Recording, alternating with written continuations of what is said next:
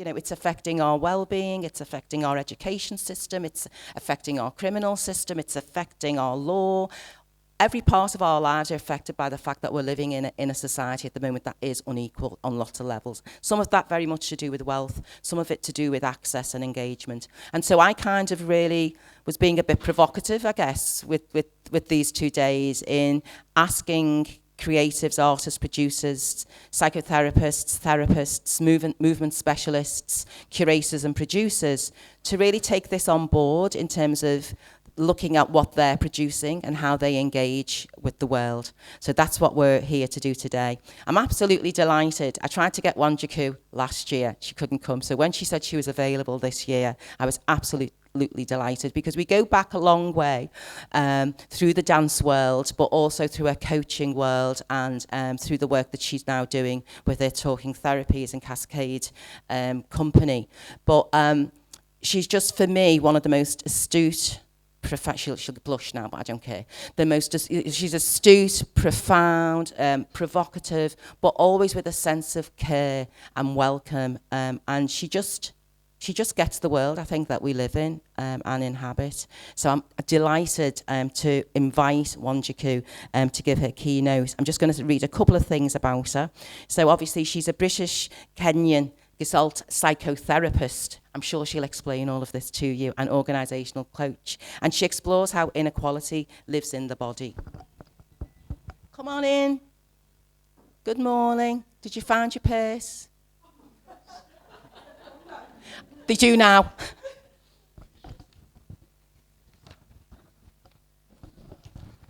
She champions self-expression and she's fostering self-empowerment and psychological safety as a space for healing and resistance and connection. And again, resounds with all of the things that we've been discussing yesterday, rooted in the rhythms and legacies of African, Caribbean and Black British dance traditions. So I'm sure that Wanjiku will tell you a lot more about herself, so I don't want to spoil that. And you can find more information on our website. But without further ado, I am delighted to invite Wanjiku to the space. Thank you.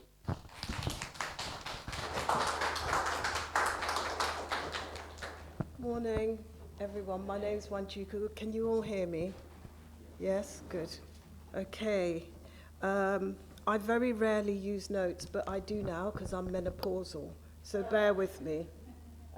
So my name is Wanjiku, and I was born in Kenya and then sent to public school here, and then I've drifted backwards and forwards between lots of different cultures. One of the things you might need to know about me before I start is that I am bi-tribal. When I was born in the 60s, I apparently wasn't supposed to exist because my parents were of opposing tribes. So that will come up a little bit in the speech that I'm about to give. What would be really good at the end of it is if I haven't hogged all the airtime and I've made sure that there's enough time for us to have a conversation. So I'll sit down and you can ask me any questions and tell me your musings, and we can have little arguments. We'll see how we go. So I'll try and make sure we've got enough time to speak to each other. So the official title of my talk is How Inequality Lands in the Body and What Dance Can Do About It. The title that has emerged as I prepared this talk is The Sacred Dance of Our Life Force. This talk is about the sacred dance of our life force. So, my work. Officially, I'm a Gestalt psychotherapist. I'm also an organizational coach. At the moment, I'm an organizational coach for Fabric, which is a national dance organization. I also support individual artists, choreographers, curators as a coach or therapist. When they approach me, we have conversations about what will fit, and I work relatively flexibly. Was that me? There's a phone ringing. I think it's mine. Let's ignore it, okay? This is the soundtrack to all our lives. So, I thought I had. Okay, so my work, all of it, in this lifetime, because I think I might have had several, but in this lifetime, it is to nurture, support, and unleash extraordinary self-expression, yours and mine. And I want to help you do that, and I do that for myself from the inside out. As a psychotherapist, leadership and organizational coach, I also really love having rigorously honest conversations. And as a trainer, I try and stand in my truth, and it is not always welcome. But that's it. So that's my work and my life purpose, my joy, it's my beloved burden, and frankly, it's my daily insurance against becoming small, stuck, traumatized. Today we are celebrating African dance and music, and we're reflecting on how living in an unequal society affects our well-being. These two things are not separate. In the different places where I've lived and worked, there's always been inequality. It's been really hard, and it's taken me 60 years to accept that I've never really lived anywhere on the outside that not only talks a good equality, but actually offers equality. Doesn't exist at the moment. I don't know what's wrong with us human beings, but we don't seem to be very good at it. What I have discovered is that being able to be psychologically safe whilst accepting inequality is my job. It is not anybody else's job. And I want to say a little bit about how I've done that, but I need you to know that the way that I've done it is not the way you do it. You do it your own way. You figure out your own way. But if you need tips, if you need help, if you need support, ask for it, reach for it, grab it, steal it. Dance is not just art. It's how we survive, it's how we resist, it's how we remember joy, and in a world that tries to shame us, shrink us, scapegoat, and silence us, dance is political. It is rebellion. And I want to talk a little bit about the science bit. I think you all know that humanity began in Africa. There isn't a single neat origin story. Ooh, all humans started in East Africa. Well, the science is all humans started in Africa, but we're learning that they started from all over the southern part up to the equator. So it's a pan-African lineage that we share that has spread across the continents, evolving into Homo sapiens, which means that in reality and in fact, our first inheritance was diversity within shared humanity. Our rhythm, our improvisation, our creativity, that is not cultural fluff. It is not just entertainment. It's evolutionary genius. So as we gather here today, as our bodies meet, we're not just celebrating culture, we're practicing biology, psychology, and history in motion. When the story and science meet, rhythm, that is movement, sound, the environmental sound, the sounds in our own bodies, they still and steady the nervous system. When we do it together, in connection, it mends all the fractures that are caused by external inequality. All the little cracks get mended just for a while. And joy, the joy we experience and express when we move together or even alone in my kitchen, is proof that we are still here.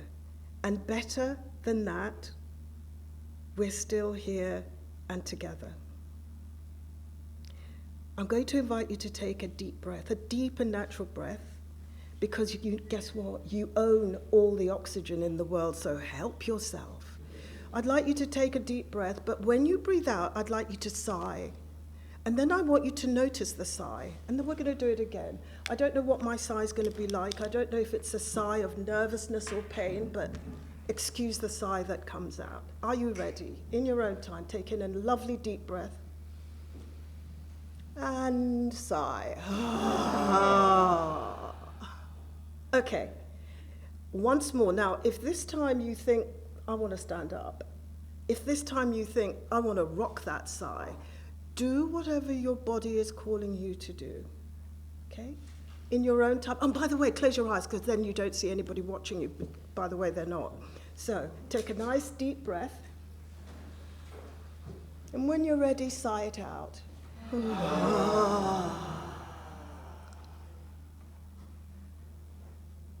Thank you.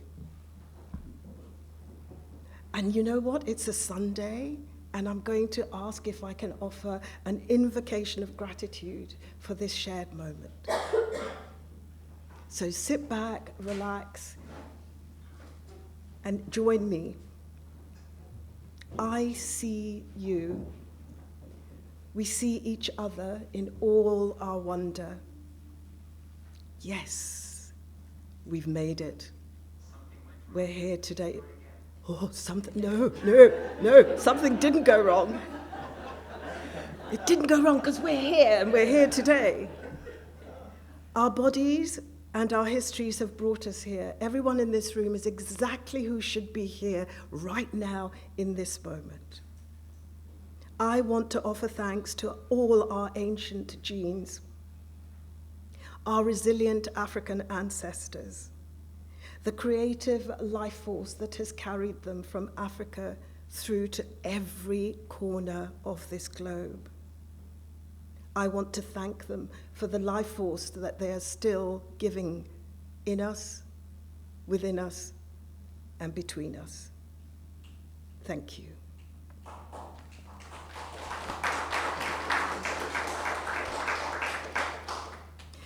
So, now I'm going to begin by making 6 offerings to you. If at any point you think, I don't really get this, or I don't like it, that's okay, stop listening. If you hear something that means something to you, take it, but I suggest that you mold it into the shape that fits who you are. My first offering is a little scary, but I'm going to go for it anyway. I no longer call myself black. I call myself highly, magnificently, and richly melanated. Why do I do that?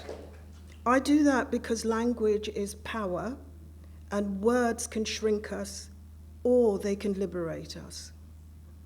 If pale skin can be called fair, and pale skin can be so beautiful, then surely melanated skin deserves to be magnificent. I want to go into science again. Every single human being in this room and outside of this room has exactly the same number of melanocytes. Those are the cells that produce melanin. We all have the same number. The difference is that communities around the equator or closer to the equator produce more, which protects the body against ultraviolet rays. Melanin is necessary, it is brilliant, it is good science for the body. It is not a deficit. But it also tells me that Mother Nature has favorites. Check me. She's been very generous with my melanin. I live according to 2 commitments. These shape the way that I am in the world, the way that I evolve moment by moment. And they are shared humanity. I no longer work with diversity, equality, and inclusion. Because if we cannot start with shared humanity, then EDI collapses into some sort of performance, some sort of acceptance of an act rather than an actual extension of shared humanity. The second commitment is autonomy and self-actualization. which might sound selfish, but I always think of the yellow mask in aeroplanes that drops and it says, look, before you try and save the child or the vulnerable person, you need to resource yourself. Autonomy and self-actualization offer the kind of freedom that begins from the inside and it radiates outside. It's like a dance. It's an energy that starts in here, spreads to the other dancers, and then spreads into the audience. There's a psychiatrist whose work really changed my life. His name was Arnold Baser. He was an extraordinary human, and he gave my particular thread of psychotherapy, he gave us the paradoxical theory of change, which basically says that we don't change by trying to be who we think we should be, and we don't change by trying to fit into what other people tell us we should be. We transform when we become deeply ourselves, moment by moment. Remember, the self that got up from bed this morning, I promise you, is not the self sitting here right now. It's moment by moment. So when I say I'm richly melanated, it's not some sort of Instagram, tiki-toki branding thing. It's not a pose. It's a truthful and political and very humane affirmation. In my practice, I support people to become utterly who they are, to express themselves fully, extraordinarily, and creatively. I want to give a couple of examples of what I've seen and worked with over the years. Recently, as a highly melanated menopausal woman, I've been doing a lot more work focusing and supporting women going through menopause, but also the people who love women going through menopause. There's a woman who started her therapy saying that because of her menopause, she felt washed up. More recently, she owns that she is wise, that everything that she's done in all her life has culminated in who she is right here, right now, and she's good enough. There's an artist I work with who needed to alter state in order to alleviate their trauma and suffering. They did this with addiction. Now, when we work together, they don't sit still in the therapy chair. Sometimes they get up and they improvise movement as they share their story with me, because some things have no words. And it's really beautiful communicating on that level. I'm working with an activist who is on the edge of burnout. She's leaning into her sensitivity. She's understanding that because she's a highly sensitive person, it is her strength, not her weakness. And often she will come to therapy and say, I have a new anthem this month. Currently, it's I Feel Good by James Brown. And the deal is, we rock to I Feel Good for a few minutes, just to let go of the world, just so that she can feel settled. But I don't sit and watch her like some judge, and no, I get up with my arthritic hip and we do a little shimmy. Naming and embodying who we are is not indulgence. It's the foundation of our personal liberation. It's the foundation of being psychologically safe wherever you are and whoever you're with. Offering number 2, which is the body remembers. The writer, Ta-Nehisi Coates, said, "It is traditional to destroy the black body. It is heritage." This is so grim, but so true, and sadly it's not confined to America. My earliest painful memories are of interfamily tribalism, heavily seasoned with colorism. I was too dark for my mother's family, and I was too light for my father's family. Go figure. My earliest empowering memories, it's playground dances and chants in primary school in Nairobi with kids who were every color, every melanation, every culture. We would sing and dance together before rhythm and connection was bullied out of us. My current, most painful struggle, it's acknowledging and practicing self-compassion and learning to regulate my internalized and incredibly toxic colorism. It infected me. I know it infected me. And every day I get up and I try and learn to love myself, even whilst the small voice sings songs of prejudice and hate. Now I want to move on to the biology of inequality. So imagine the brain. There's something in the brain called the amygdala. This is the brain's smoke alarm. I call it the brain's Nino system. It's supposed to go into action when there's a lion or when somebody cuts us up in traffic. It's not supposed to go off all day long, every day. Stress sets off the amygdala. When that happens, stress hormones are produced in the brain, cortisol and adrenaline. They flood the system. People can feel the cortisol and adrenaline flooding the system. What happens is that our muscles brace, we stop being loose and agile, our blood pressure spikes, our digestion slows. When we stay in this for too long, or if it keeps happening over and over again and we don't have enough time to heal, we don't have enough respite, inflammation creeps in. Arthritis, diabetes, hypertension. I have all three. So, that's what inequality does.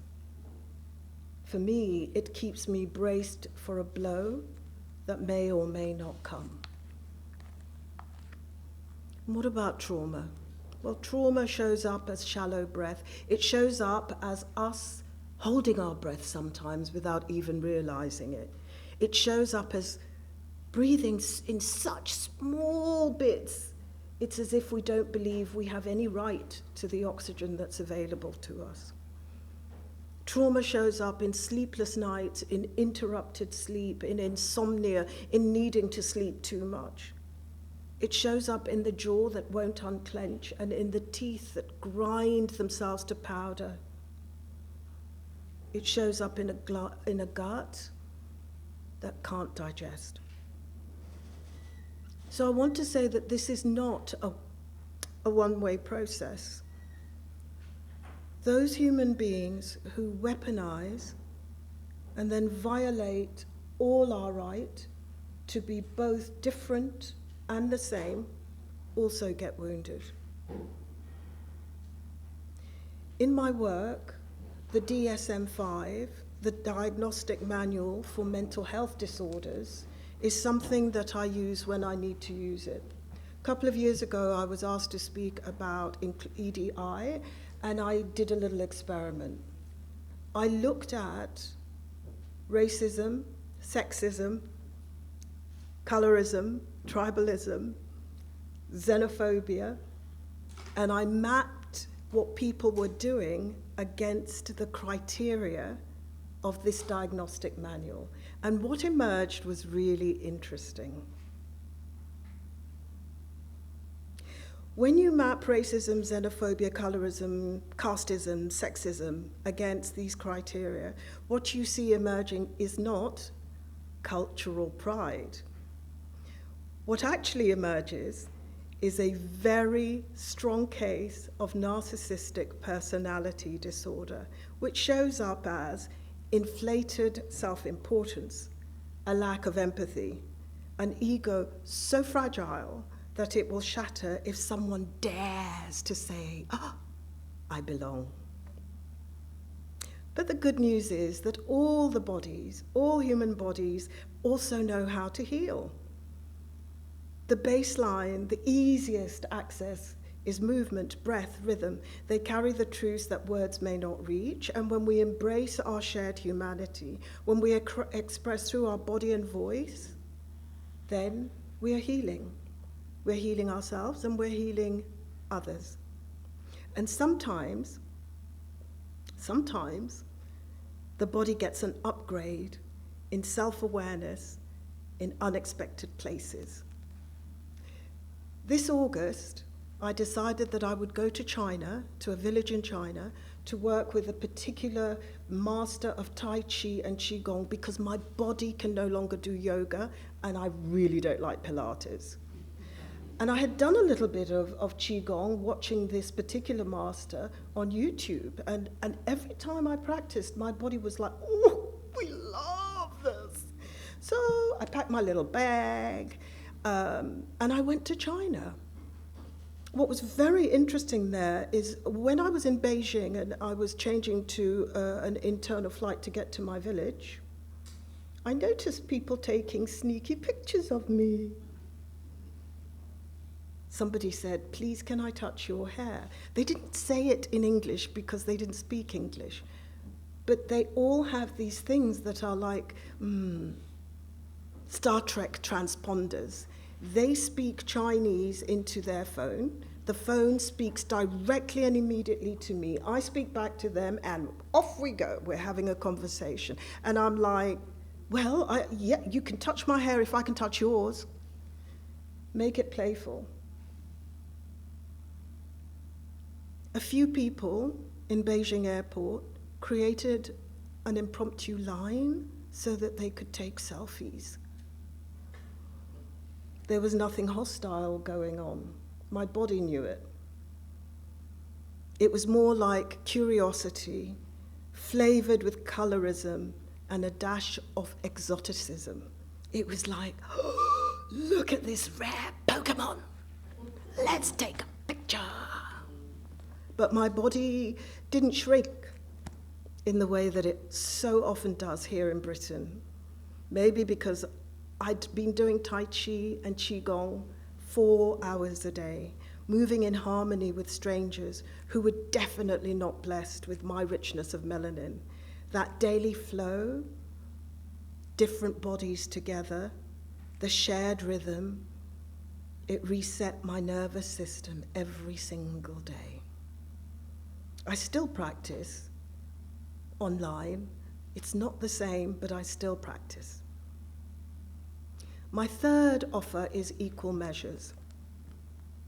Every day, lots of us are told, smile, but not too much. Be proud, but don't be too loud. Bring your culture. But could you tidy it up for the brochure? Those things are not about equality. They're like Spanx, shapewear. Awful, sweaty, unacceptable. Equal measures means this. Our bodies belong exactly as they are, wherever they are, moment by moment. And if your gaze cannot take that in, the problem is not our bodies. It's your gaze. Narrow, unimaginative, just like an unreliable forecast of today's British weather. Equal measures is not a plea. It's not asking for permission. It's just an affirmation of your birthright, my birthright, our shared birthright. And what does it cost society when they deny equal measure? It costs burnout. It costs human life. It causes physical illness, nervous collapse, self-medication to alter state, mental ill health. Mothers collapse, activists collapse, children and young people collapse, artists disappear, voices get quiet, leaders retreat or get shot, communities shrink or they fragment just to try and survive another day. Owning your version of standing strong in equal measure is not a luxury, it's not a pose. I say to you that it is your survival strategy. It's the royal road to you thriving. My fourth offering is about dance, voice, and the neuroscience of repair. I am having a hot flush. I will do this because then I can come back into the room and be utterly with you. If I don't, I won't be able to. Oh, I'm back. Movement resets the nervous system. Even before birth, babies are bathed in rhythm, the music of the mother's heartbeat, the sway of her body, the voices outside of her body, the rise and fall of all that is going on in and outside of her body. So from the very beginning, we are rocked, we are bounced, we are soothed, and this happens even before we can walk. Movement and sound in each other and with each other is our first language. And even in adulthood, rhythmic movement loosens the cortisol and whispers to your amygdala, "It's okay. The lion is no longer in the yard." The human voice and music. The voice is our first and most powerful percussive instrument. We've always used it to regulate, to resist, to communicate. Think about it, the preacher and the congregation, gospel choirs, drum circles, hip-hop ciphers, beatboxing. It's the call and response. Hip-hop did not invent the call and response, it just gave it very nice kicks. Voicing and moving in unison, or even on our own, isn't a pastime. It's not a black thing. This is our ancient nervous system medicine. It is our oldest therapy as humans. It floods us with oxytocin. Oxytocin is a very nice feel-good hormone that is very similar to heroin. So it gives us oxytocin, it bonds us, it brings us belonging. And for those of us whose melanin is visibly different from maybe the majority community amongst who we live, voice and movement is political resistance. It's an affirmation of your right to be here, right now, in the way that you wish to be. Every protest chant, every drum beat at a march, every freestyle on the corner says, I'm here, we are here, in contact. And you know what? We're available for connection, if you want. Now, this is the second scary bit of my talk. I want to talk about flags and St. George. At the moment, I live in the West Midlands. I see St. George's Cross plastered on vans, pubs, garden fences, painted on faces, and even on roundabouts. And it's not because England is playing rugby or football or cricket, but because somehow it has become a symbol for white English, now listen, English, not British, white English supremacy. But here's the thing. I want to tell you about George. George is not a little Englander. His mother was Palestinian. His father was Syrian. He was born in Turkey. He migrated because he joined the Roman Empire army. So yes, George is my patron saint of immigrants and migration. So what I say to myself when I see these symbols is, fly those flags. Fly them high, I say. Every time I see one, I remind myself that migration is humanity's heartbeat. It has always been our superpower. St. George is my patron saint of migrants and immigration. And I tell you what, I'm imagining that if he was here right now, I don't think he'd be painting a roundabout. I think he might be on a dance floor some Friday night, making moves, sweating through his armor, thinking, where am I going next?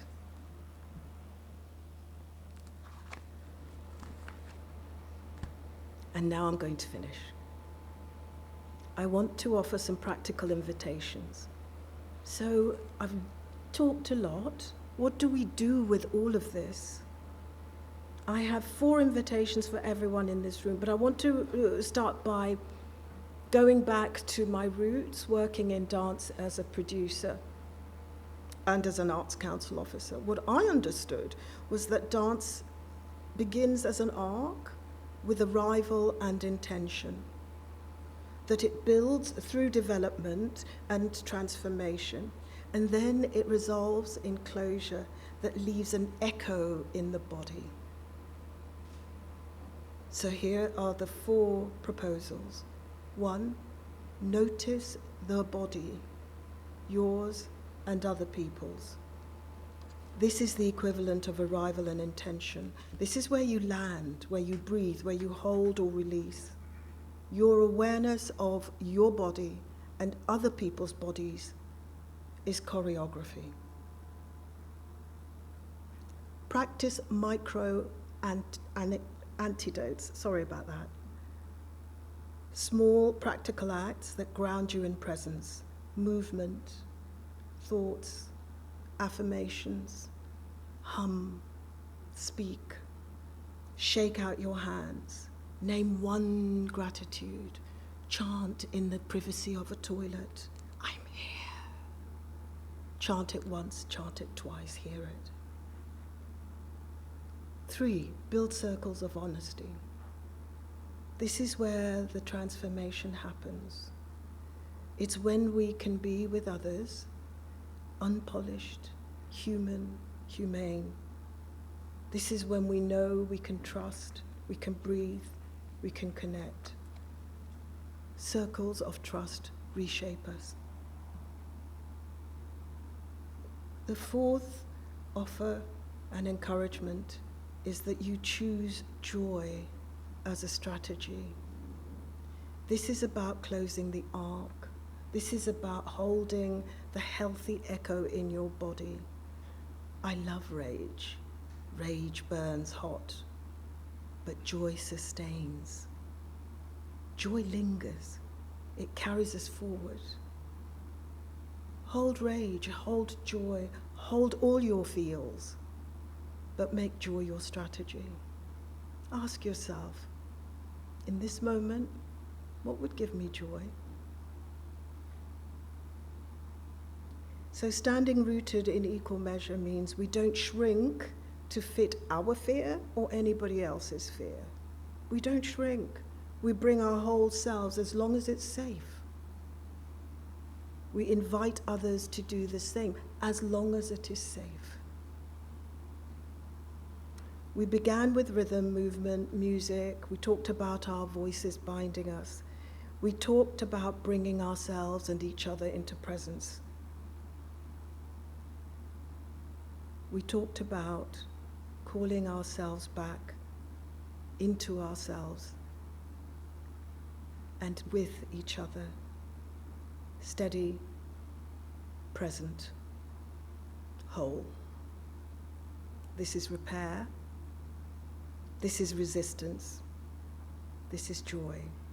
This, my dears, is shared humanity. And this always is the sacred dance of our shared life force. Thank you.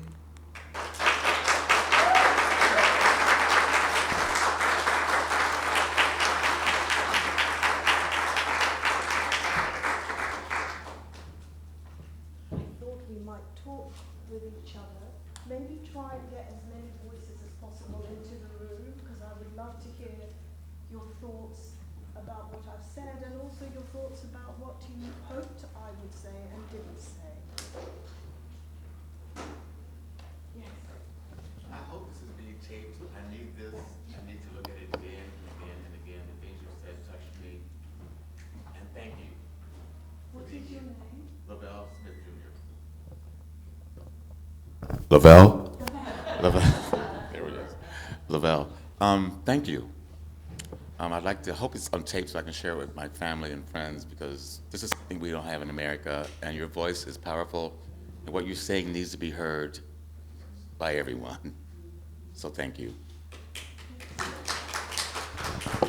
Just to note that we are live streaming the event, but also it will be on the Blackie YouTube website. You don't need a microphone. I don't think so. Can you all hear me? If you can't, I will use a microphone. Did someone say no? Okay. Sorry. Yes, absolutely. For the live streaming. Oh my God, it's not a hairbrush. What's going on? Oh, try and brush your hair. Hello? You can't hear me, can you? Yeah, it will come on. Has it come on? Yeah.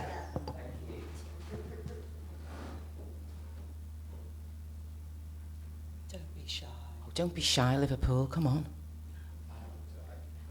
I am going through, I buried my father last October. I buried my mother this April. Yes, I've had many friends that have gone through it. I've seen it. I saw my mother go through it with my grandmother and my grandfather. I don't know why I thought I'd be prepared. I feel broken. But dance has saved me. Sharing with the students here at Liverpool, with Miguel, gives me life. And that's what I do all over the world. I share dance. So thank God for dance, right? But still, I miss them dearly. And I don't know where to go. Talk to me. It hurts. I miss them. Little things. So many beautiful things, too. I'll drive by a place and start laughing because that's a place me and Mom used to go and, sit and talk or have fun. But still, I miss her. I miss the physical, and I know she's with me, even more than she could be. She's more with me in spirit than she could be with me as a human. But I still missed her physical touch. I miss that. I miss walking into the house. How was your trip? How's everything? I miss that. Yeah. What does a human do? I haven't had time to grieve yet properly. I've been packing up the house. I sold it. And I'm trying to take care of my family the best I can, but definitely not taking care of me. Definitely not. I know. And your words rang in my ears so profoundly. I'm no good to anyone else unless I can take care of myself. I'm going to make that a focus. So thank you for that, too. Thank you for your honesty. Thank you for your honesty. I'm sorry for your losses.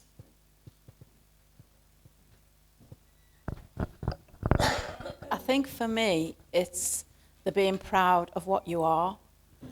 For instance, my grandfather was Nigerian, so my father is the only one who married a white woman. So I'm one of 6 children. One was black, I'm the lightest. So I was the lightest in the whole family, really. But the racism and everything, obviously, you go through it. But I think one of the things that hurt me a lot growing up was the fact that my mum and dad were great dancers. And 5 minutes walk from where we lived was a ballroom, and they weren't allowed to go in because my dad was black. So, you talk about being proud and everything, but sometimes it must be really, really difficult. Mm-hmm. They had to travel further afield to be able to do that dancing. And I found that very sad. It was going on while I was growing up, but not quite to that extent, and things are improving. But when you think of what they went through, I don't think we can ever be equalled.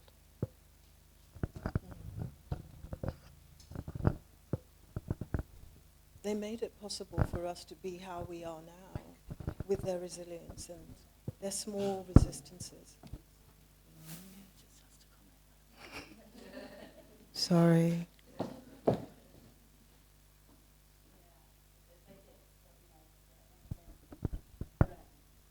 It was.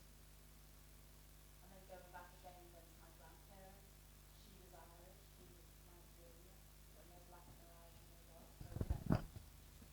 So life. It's all right, I've done. You finished. Yeah.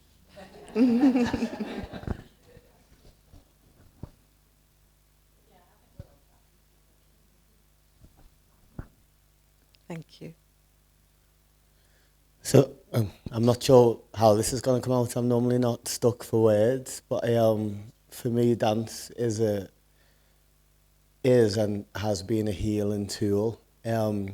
Lots of full circle moments. So I found myself in dance from a young age, but didn't portray it till I was about 22. So I identify as a gay black male, but those two components were massive struggles and barriers for me. But through dance, I found a way to have my own identity and embrace them. I'm currently going through a number of different challenges right now. But I think sitting here and who I'm surrounded by, listening to you and my journey through dance, so all of my work came from watching Lavelle when I discovered at 10 years of age. And I spoke about my dad being here yesterday, ready for this venue to be 60 years old. My dad came here as a boy at 10. He was here yesterday while Lavelle was teaching a masterclass of Michael Jackson's work. And it just made me find a different level of peace and healing. And listening to you today about, I try each day to get people to be who they are and comfortable in the space. And I think I have a project called See You, See Me. It's how do you see me and how do I see you? And I've been trying to explain it in a way that isn't colour, gender, sexuality. And when you were saying about melanin and the gifts that we've got, maybe that's the way of helping people understand and identify who we are than such labels. As I said to you when I started speaking to you, I wasn't quite sure what I wanted to say, but probably, I suppose the message is dance and movement has always been that feeling. And when I watched you move, I was moving with you and I knew what was going to come from Lavelle. And I was like, we had a little moment at the cathedral this morning before we came here and just, we spoke about the Wailing Wall. I went with my nan, he went with Michael Jackson. And we just had, it was irrelevant, and we just stood there with what we're both facing right now, and then came to this space, and it was just like dance, done that, and this, and everything else. I don't think many people understand the power of the arts and the healing, and it's seen as the benefit isn't given the respect that it deserves. It does so much more.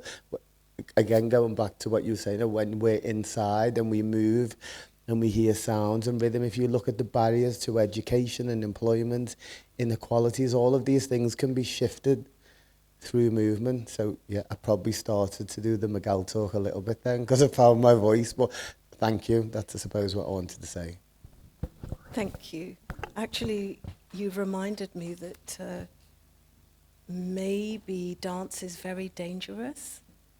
So if we were all encouraged and empowered to dance, not just structured dance, but to dance the way we wanted to.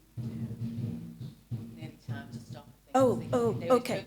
Just because the Chinese dragons dancing outside. Okay, sorry. Yeah, I think actually dance might be a bit dangerous because it brings us together in a different way. So the man is stopping us from dancing. Keep on dancing. Shall I still go? We'll just do one more question and then we'll close. Thank you so much for your talk. I took a load of notes. I think what you said really spoke to me. So both of my grandfathers were really big movers, and a lot of their movement, one coming from Nigeria, one coming from Jamaica, a lot of their movement was about resistance. It was their activism through dance, through drum language, through song, and I feel like the older I'm getting, I'm 32, so I'm still young, but the older I'm getting, the more I'm getting into my career, I've lost connection, especially since those two have passed away, with the love. I used to come to the Blackie when I was a little girl with my granddad and do African dance and drum. But I feel like I've lost that connection with dance, but not only just dance, movement in general. So I'm really interested at the moment in decolonising of the body, something that I'm really digging deep into. So my question is, any advice or any techniques that you could point someone like myself who's not a dancer by any measure, definitely not a dancer, but getting back into movement as part of that resistance and as part of that healing, because I do think that when I move my body, I feel so much more connected to my ancestors, connected to myself, safer. But the reality is I do work in the corporate world, so I sit at the desk a lot of the time and then I go home and slump on the couch. So yeah, any kind of advice for people that could light touch movements that help with that kind of healing that you could point us in the direction of? Yeah. I would say a couple of things. There's different ways of doing it. You could work with a dance movement therapist. That's one way of processing not just the movement, but also making sense of it for yourself. One of the things I'm doing because of my age and my body, what my body wants is, as I said, Tai Chi and Qigong. Both of them were originally about resistance. They are the basis of Kung Fu. So what you learn is how to flow with energy and also basically you learn yin yang. So there is massive power and resistance in those movements, but there is also a rhythm and a flow to them. The third thing is, know that moving alone in the kitchen, in the bathroom, wherever, is brilliant. Put on whatever you want, and even if it's 1 minute, do it. Your body will appreciate it. But moving together is a whole other healing. It's not either or. Please keep experimenting and feel your way into the sort of movement that your body needs and wants. So we're going to bring this session to a close. I told you she was fantastic, didn't I? That's what I started with. This amazing woman, Wanjiku Nyaku, thank you so much. Just delivered on every single level, and yet again, just setting the day up beautifully. And thank you all for your kindness and your openness in this space. Maxine Brown.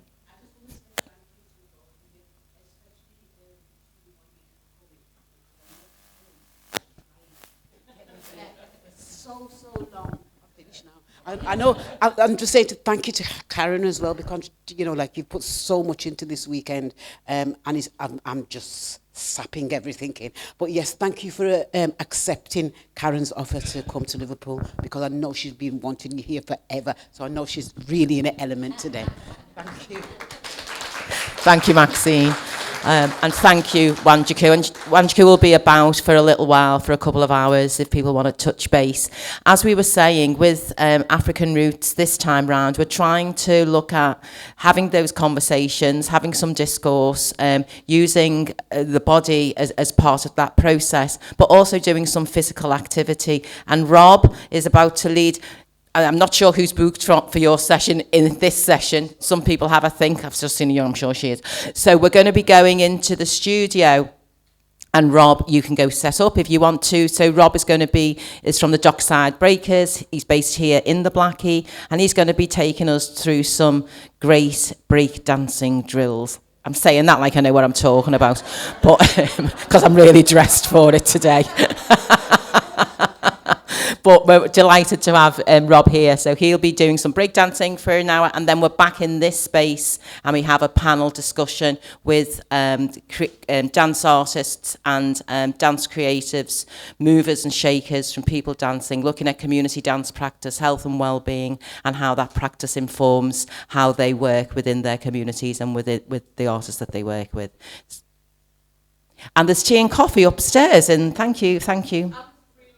Yeah, and there's free lunch, obviously, which is fabulous. So lunch is not till 2:00 though. So we've got breakers now at 12ish, and then we're back in here for 1:15 for our panel discussion. Then it's lunch, and then we'll carry on for the next half of the day. Thank you very much.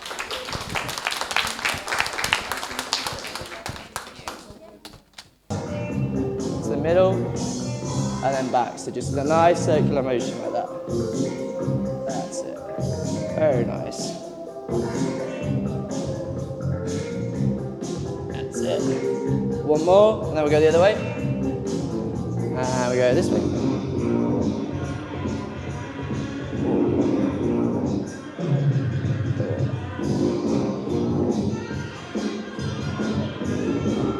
Cool. One.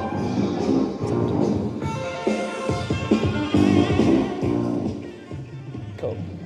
So, in terms of breaking, if you think about a box being in front of you, so if I drew a box like this, I'm going to take this leg, stand in the corner of my box, bang, and then back. I'm going to take my leg, stand in the other corner of the box, and back. Perfect. I know when I said before, like there was crews, and they'd battle and they'd have that aggression. If you think of like a boxer, this is like your guard, and then when you step, it's your attack. So you think of your hands, nice protection yourself, and then big shape, that's it. And then you're stepping back. Big shape, back, perfect. Big shape, back, big shape, back, perfect. Now, you're gonna imagine the same thing. You're gonna be here, your hand's gonna go to the side. And then you're gonna step, to the side, in, side, in, side, in. Very nice. To the back, so this time, you're gonna imagine a box behind you, you're gonna step in the back, nice big wide arms, bang. In, back, in, back, in, back. Perfect. So now we're gonna go one corner, to the side, to the side, to the back, to the back. You ready? So we go to the front, to the front, to the side, to the side, to the side, to the back, to the back, to the back. Once more, and the front, to the side, to the side, to the back, and again. 1, 2, 3, 4, 5, 6. Perfect. Right, now, when you step in, don't be afraid of the movement. So you're really stepping into the movement. That's it. It's a nice flat foot, and like really rocking that body forward, then back. So my weight's coming forward, then it's coming back. Weight's going out, coming back, out, back. One last time with that. So we go, step in, to the side, in, to the back, and to the back. Perfect. More? Good. Right. You take one leg up. You're gonna step over. Yes, you can. How are we doing? You good? And you flick, step, and back, and step, flick, step, back. Right, now, your hands, they're gonna twist, over, place, and back. So your torso's twisting round the leg. Bang. Yeah, one more time. So we're gonna go step, flick, step, back, step, flick, step, back, and again. Big. Right, a little bit quicker.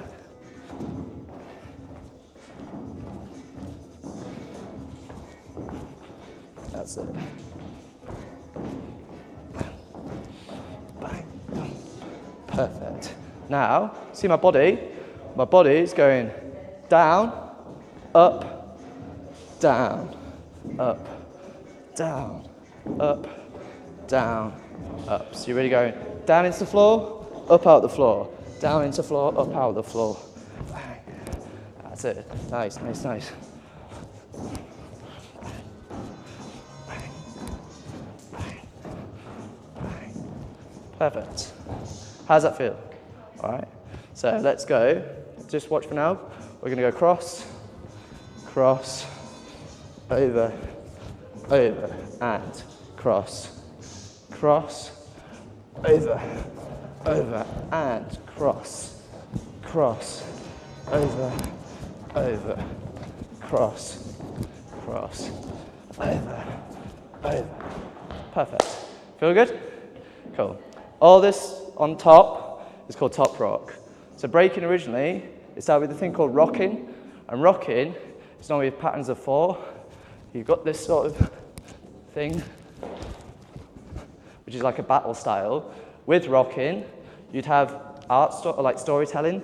So you could be rocking, you'd get a knife, you'd attack, you put it down, you then come out with a bow, pull it, spin, finish, that sort of thing. That's all part of rocking. So whenever you're doing top rock, you can think of that sort of story. So you can think, oh, I'm stepping over here, then I move to the side, and I put my coat back on, and I shake it off, and then I come back in. All that sort of thing is developing your style and your element to it. So when you've got your attack, it's nice and big, and when you're here, you're ready to pop straight back out. Cool. Let's just create a little, right, so we're gonna go, let's change it up a little bit. We're gonna go over, back, over, back, other side, over, back, over, back. That's nice. One more time. So we go over, back, over, back, other side, over, back, over, back. Nice, this is quick. Right, next bit, we're on top, I need to get to the floor. So you've got to get down. Classic get down is you're going to step to the side here. You take this part of your foot into the back of your knee. Nice and slow. Now if you think about bending as slow as you can, so you bend as far as you can, then this part of my foot searches for the floor. From here, keep your legs where they are, and you're just going to corkscrew up. Very nice. Perfect. One more time. So we step out, into the back, bend, and down, and spin up. Very nice. Other leg. Yeah, you got it. Also, don't be afraid of using your hands. I didn't say that. So when you're here, I like to go as low as I can. Throw, soft touch, spin up. Very nice. Try the other leg. So we're going to step this way. Back of the knee. Bend as much as you can. Find the foot. And spin up this way. That's it. Let's try it a little bit quicker. So you go step, knee, bend, touch, spin, up. Other leg. Step, knee, bend, touch, spin, up. Perfect. Corkscrews. So, you know when you use a corkscrew? That's why it's called a corkscrew, because like the spin up. So, we've had our top rock, all this sort of stuff. We've now got to get down. This time we're going to stay on the floor. So anything on the floor, remember as like our 0 position, where it's toes, heels, hips, we're going to stay there. So, first move we're going to learn is a hook. Called a hook. Yeah, if you want, like, it's quite hard to sit in this position, so if you want to do whatever, sit while I'm talking, that's fine. So, a hook, you take your leg out, and it crafts around the other one. So I'm here, I take both my hands over the straight leg, and then hook at the bottom. That's it. Then straighten it, back through. And go straight leg. 2 hands over, and hook, and straighten, and through. One more time. So straight leg. 2 hands over, all the way into those hands. Hook, straighten, underneath. 1 leg out, 2 hands over. Hook, straighten, underneath. How's that? Stand up for a bit because your legs are like, ugh. Mine are anyway. Another one. So we've just done the hook, so you just watch for now. So we've just come here. This time, we're going to go straight leg. You can keep our knees joined and do something called a CC. So think of our hook, sorry, our heel making a C shape like this. C. Can you see the shape? So it makes a big curly C. The reason why it's called a CC is because of the heel making the C. But also there's Crazy Commandos crew, and they're the ones that invented the move. So that's where the CC comes from. So you're here, 2 hands, big flick, back onto that toe, and in. Very nice. That's it. And other leg. 2 hands over. Big flick, and back, and underneath. One more time. Go. Yeah, so when I'm here, this is nice and locked, so it's not going anywhere.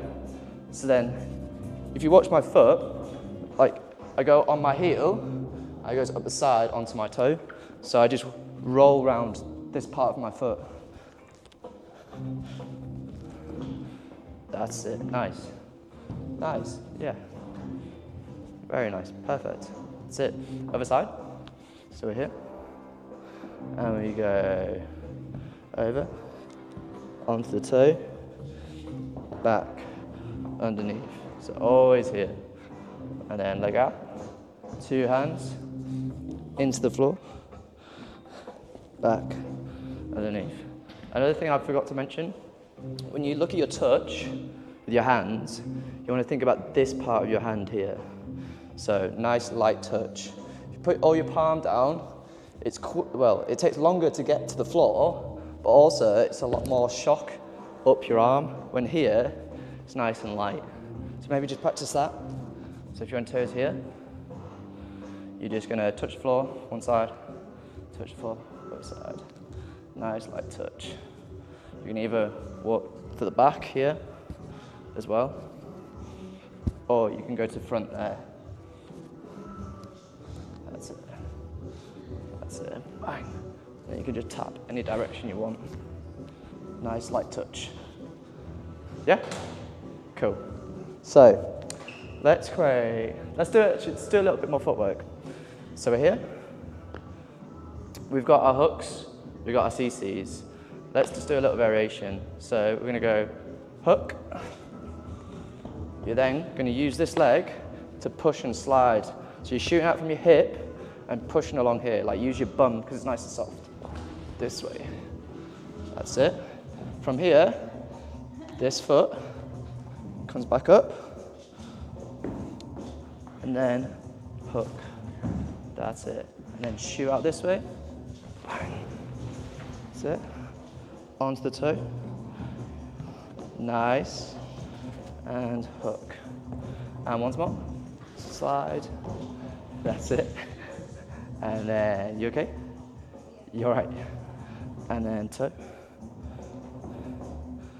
And hook. One more.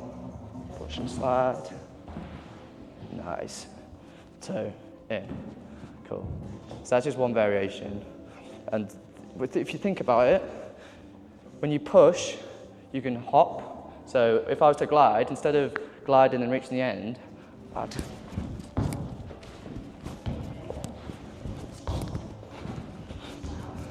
so you go shoot, then hop, place, shoot, hop, place. Yeah. So because your foot's already there, it's using that. Yeah. So from here, the weight pushes to go to the other side. Bang. That's it. Nice. Nice. That's it. Nice. Tangled. So it's very hoppy. Another move we can do is it's called a jack, or I call it a jack. If you think about your legs, we'll just walk it for now, going out and in. That's it, out. That's it, nice. Then the other way, go out and in. No, not for now. I go with the back leg, just for now. But you can go with the front leg, wherever's comfortable.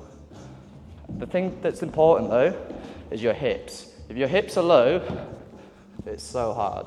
But if you shoot here, it's a lot easier. So keeping the body weight up allows the movement to be free. Because if you're really tight down here, the movement's a lot more difficult. But if you're keeping this hip high, you've got the space to allow the movement to be extreme. Yeah, that's it. Exactly like that. Yeah. That's it. That's it. Perfect. Perfect. Next bit.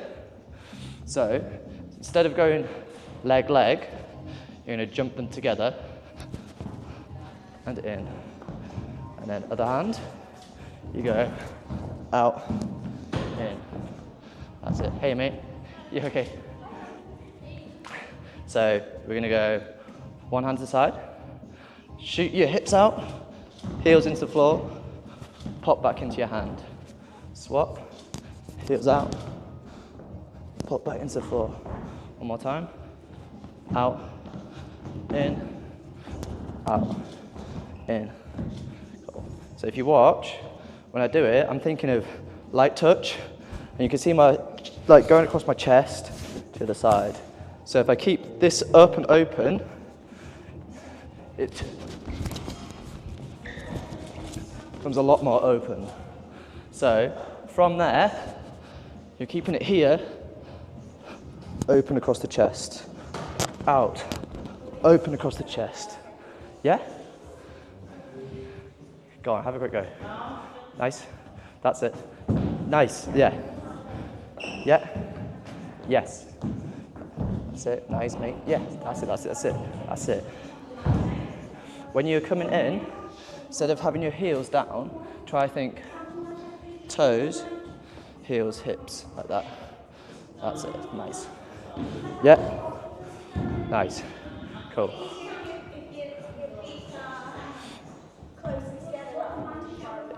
Yeah, well, for style. I mean, for me, I like to keep my legs together, but you can shoot out. It's whatever's comfortable for you. For me, it's easy to go here because all the weight's there. And if you're here, your weight's kind of in the middle, but there it's directly on the arm. But if you feel more comfortable going wide, there's no issue with that. Exactly, whatever's comfortable with you. Cool. Moving on. Okie doke. So, CC. We're gonna go here, straight leg, 2 hands over, flick, back. You're then gonna hook. You're gonna shoot out. And then you're gonna pop onto this foot. This curves round, 2 hands over, CC, back, hook, that's it. One sec, slide. One more time from beginning.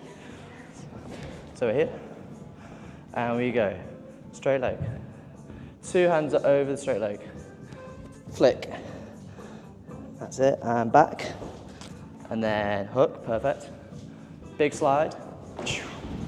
Right, here's the transition, the hard bit. Toe, keeping that leg straight, curves round, 2 hands over that straight leg, flick them back, yeah, and then hook, and slide, and then you'd be ready to go again. Boom, bang, that's it, big flick, and back, and hook, and slide, toe, in front, little flick, and back, and hook, and slide. Perfect. Quick little water break? Yeah, cool. Any questions? No? Okay.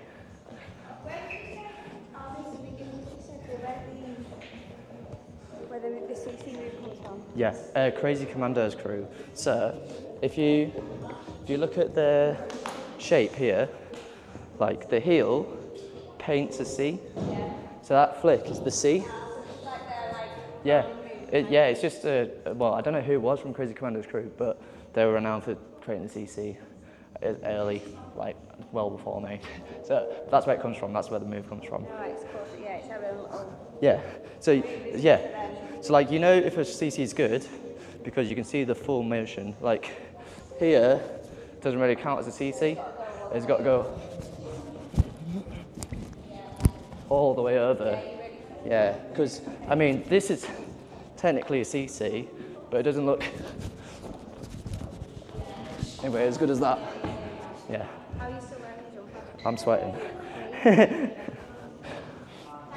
No worries. Nice, nice. How do you jump? Which bit? Yeah, it's getting used to this.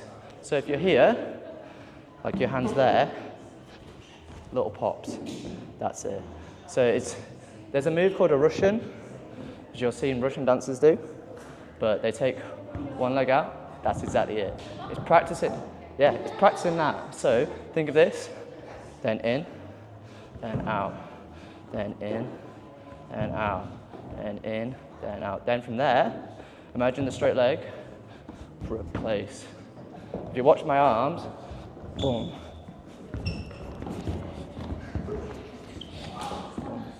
Yeah, but that's where the pop comes from. Yeah. If you think about, you got it. Think of your weight resting above your legs, so it's here. So then when you swap, it comes back over. So yeah, so because as soon as your weight's back here, you're off over there. But if my weight's forward, it stays over the legs. Yeah. Oh, 100%. If you want your footwork to be nice, practice that move over and over and over and over. Nice. Yeah? You'd be like that. Okay. Let's have a look. Let's have a look at some freezes. So a freeze, you want to think of a triangle. So all freezes have pretty much 3 points. My weight wants to be in the middle of the triangle.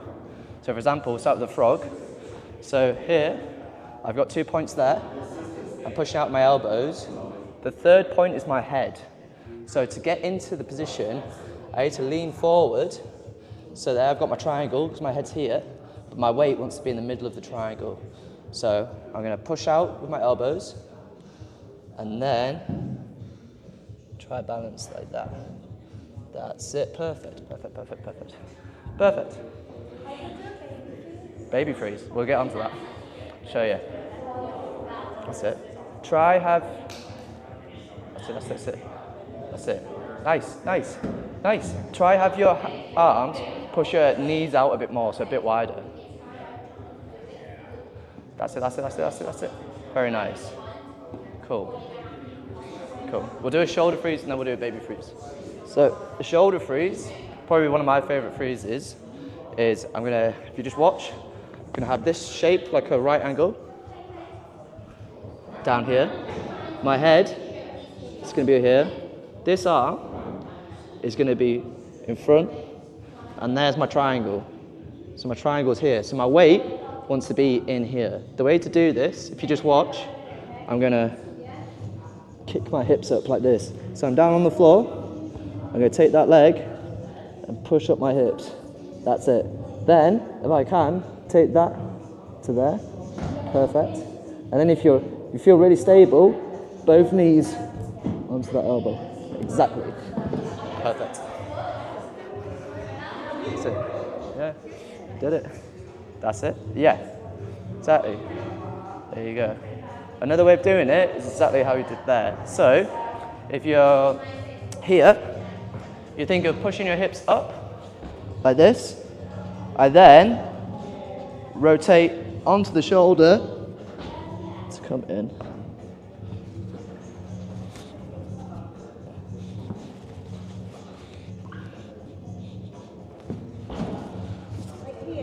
That's it. Yeah, that's it.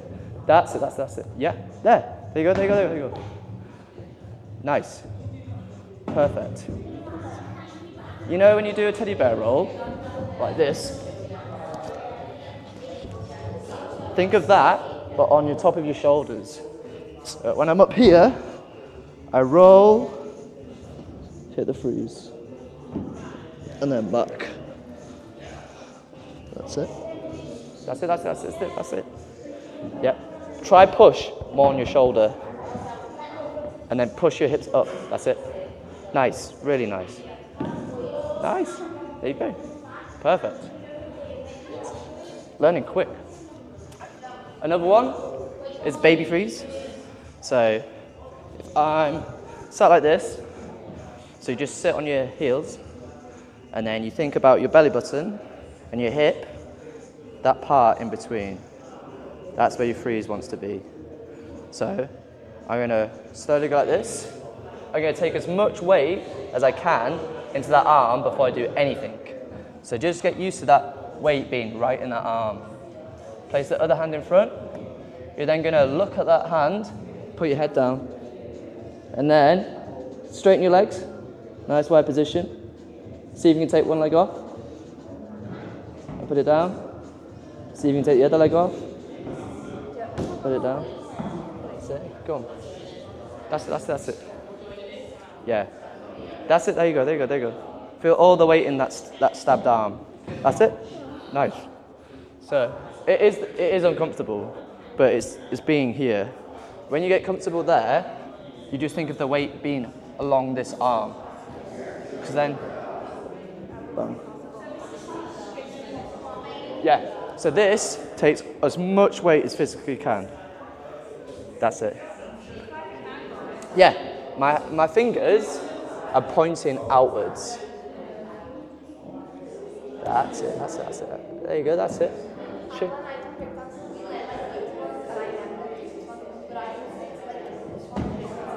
Go on. Yeah. Perfect. Let's learn that way then. So, other way of looking at a baby freeze is I'll do it mirror to you, so I'll do it on my left. You guys do it on your right. This arm is going to go into your side here. This elbow is going to go onto your knees. And you rock into the floor. Just only put your head down and freeze. That's it. Yeah. Or the other way.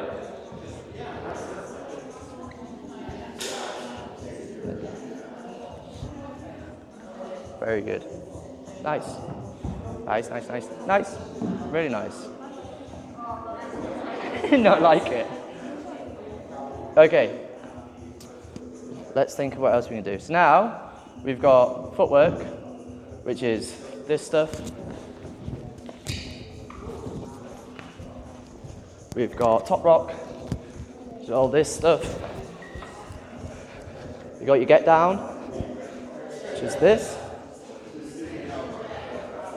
And then you've got your freezes, which is this one, that one, all that stuff. Yeah?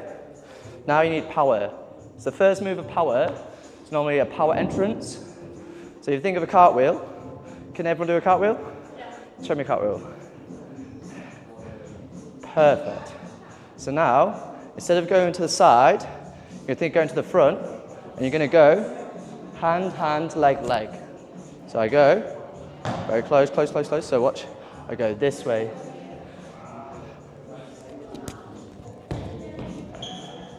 Close.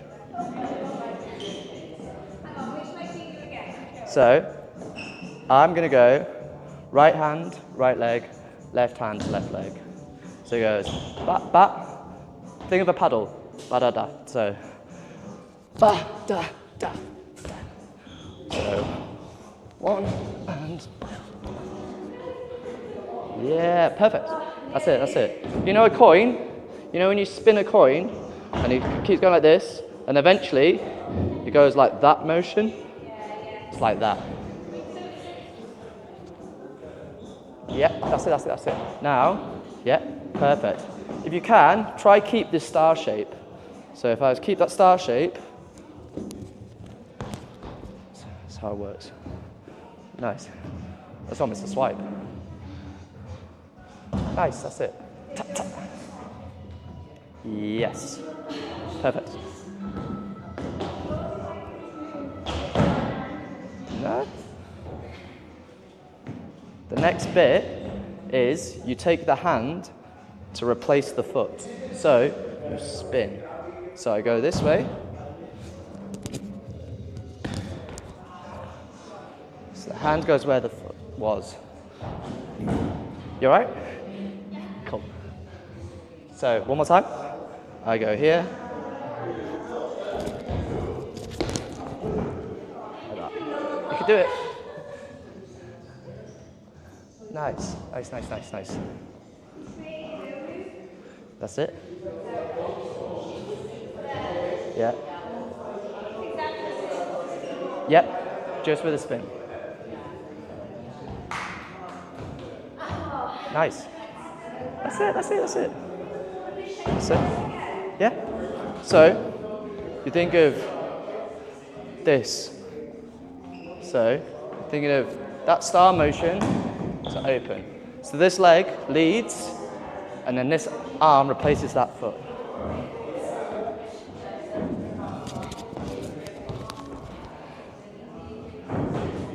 Nice.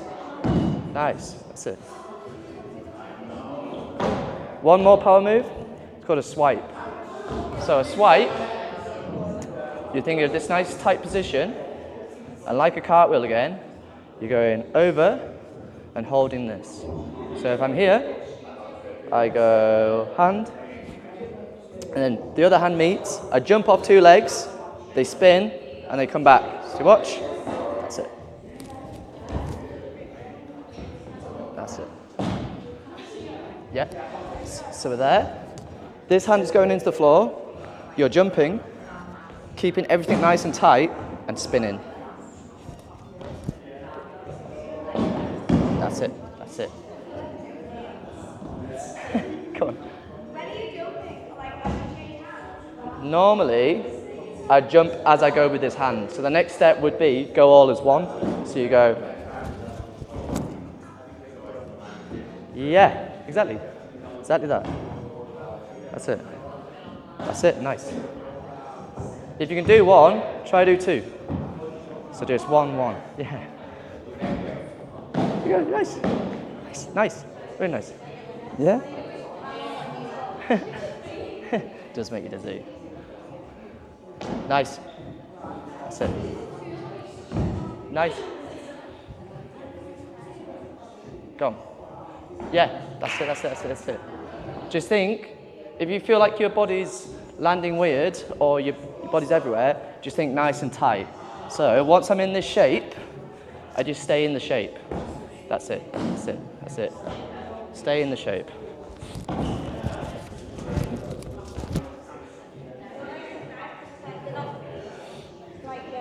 Flingy. Just keep it nice and tight. Nice and tight. Yeah, perfect. Perfect, perfect, perfect, perfect. That's it. So, yeah, so this is a mini swipe. So, nice. The next bit, if you feel confident, is instead of being here, step your hips out. So then from there, you swap. Take off two legs, land on two legs. That's it. There you go. So, here, hips nice and, that's it, perfect. Nice, nice and high. Swap. Hand in, two legs.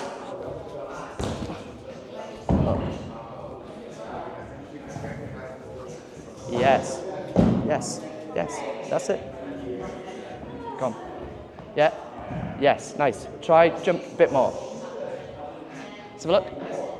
Oh, let's have one look. Go on, you got it, you got it. Yeah, that's fine. Nice, perfect. Perfect, perfect, perfect. Yeah. Exactly. It is, yeah. It is. Yeah. Nice, really nice. Nice, that's it. The next thing is, you think of a circle. So once you're here, once you go, you just carry on in the circle. Yeah? Nice. Yeah, this way. So it's just going across your chest. Going across your chest, legs. Across your chest, legs. So it's this, then that, this, and that. Yeah, that's it. Whoa. Yeah, yeah, yeah. There you go. Nice. Very nice. Yeah, and again, and again. Here you are. Nice. Sick. You got it. Nice. Cool. Should we check the time quickly? We've got about 10 minutes. Nice. So we've got about 10 minutes. Should we have a quick drink of water and then we'll look at just putting everything together? Any questions? No?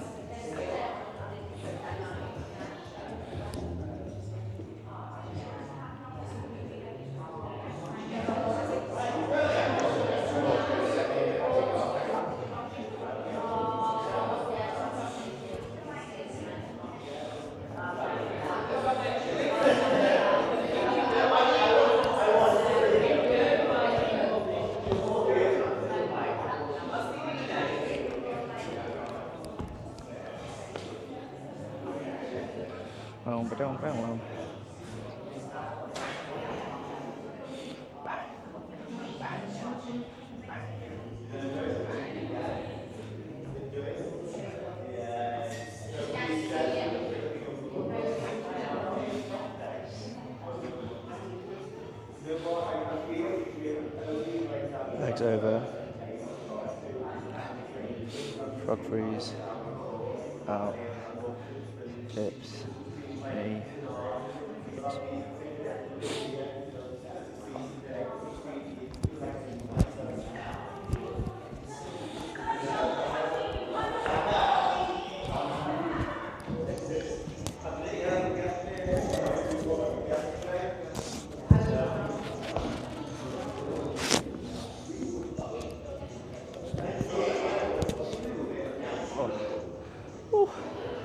Good.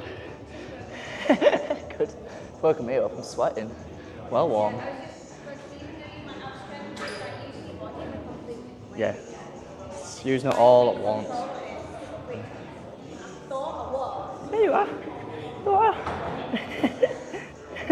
Don't look like that. It's just because everything's new and weird, that's why. Right. Routine. So, very nice. We're gonna go.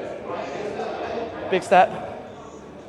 In, big step, in, to the side, in, to the side, in, over, that's it, and then you're gonna go step, back of the knee, down into the floor, leg straighten, CC, back, hook, slide, pop, CC, hook, slide, this time, elbow, freeze. Is that the right side for you guys? It is, isn't it? Not for you. Is it right side for you? Is it this side or that side for you? That side, okay. For you guys, when you've done your slide this way, go into freeze there. So, two versions, right? First version is your version, so I'll show both. You're gonna go step,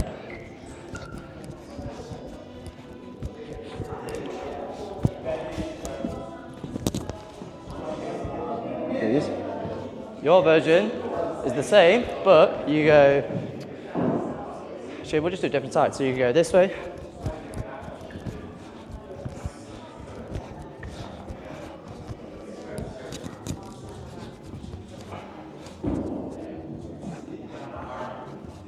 yeah?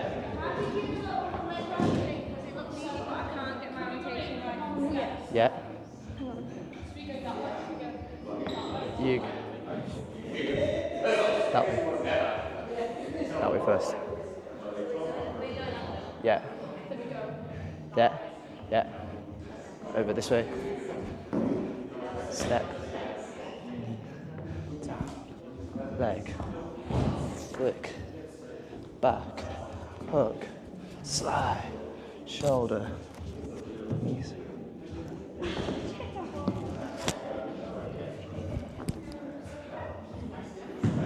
Your two version? You ready?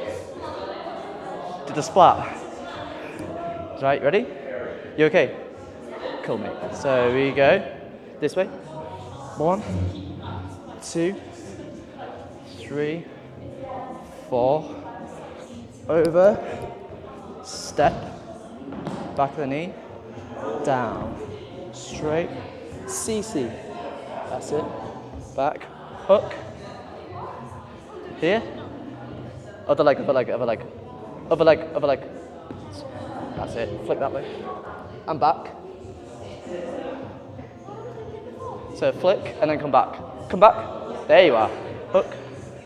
Slide. And here. That's it. That's it. Nice. Perfect. Right. All together. So I'll do it with you guys first, and I'll do it with you guys second. Is that all right? So just go at the same time, but do it opposite of us. Yeah. Sound. Okay. So we'll do this a couple of times, then we'll just talk. So you ready? You guys going that way? We're going this way. 5, 6, 7, 8. 1, 2, 3, 4, 5, 6, 7, 8. And flick, and hook, slide, and freeze. Very nice. You guys? You ready? So do the opposite to what I do. So we're going this way first. Okay, you ready? So you go that way first. 5, 6, 7, 8. 2, 1.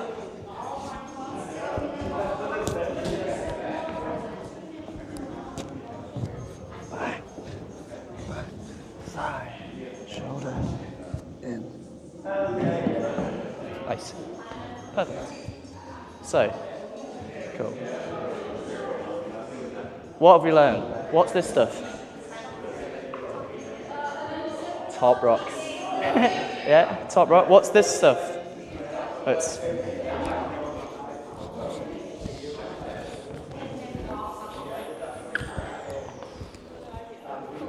footwork. What's this one? Power. And what are these ones? Freezers. Perfect. So there's your elements. Power. Power entrance, that one. But yeah, they're your elements. So you've got your cross steps. You've got your Indian step. You've got your get down. You've got your CC. Your hook. Your slide. You've got shoulder freeze, which is this one.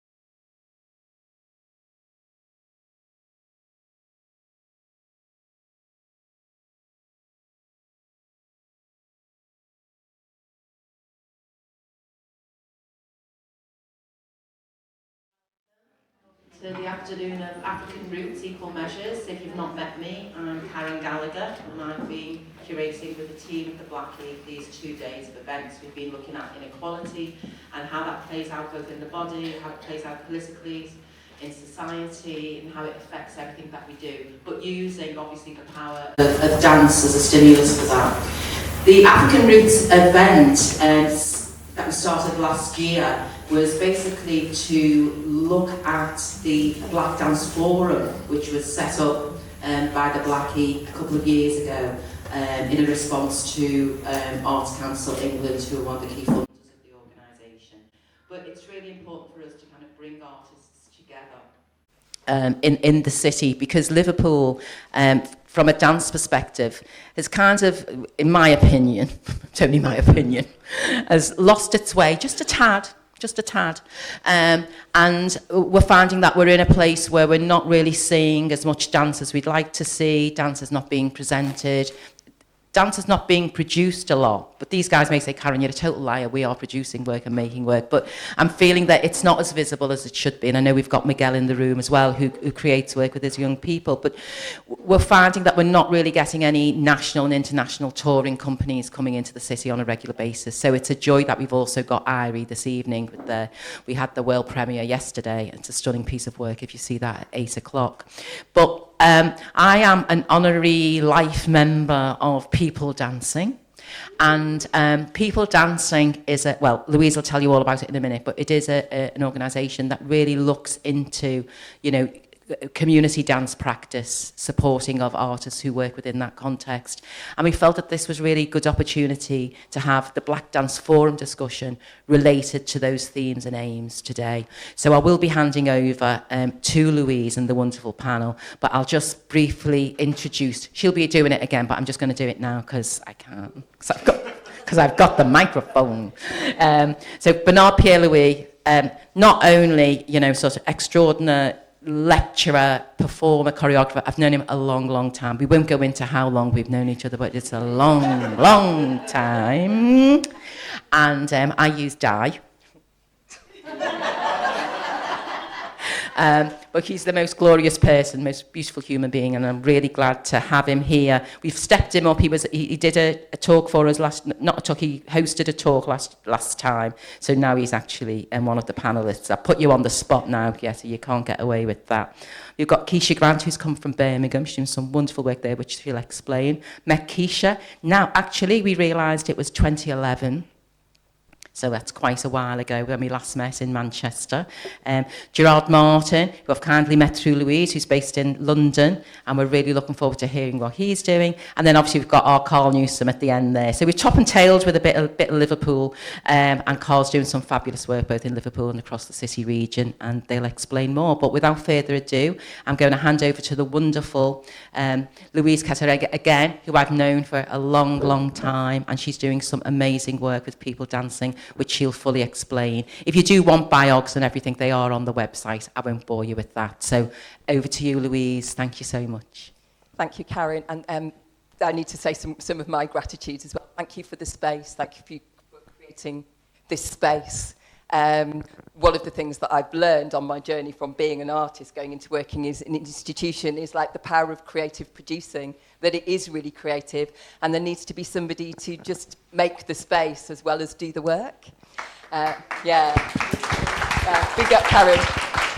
On that note, could you please put your phones onto silent, because I forgot to say that, and we are live streaming. If you don't want to be photographed, can you let us know? Thank you very much. And whilst this is very much going to be about the what of the practice, can we please have some more Karens as well as practitioners? That's the other thing that I'll say. It can be a long and lonely road.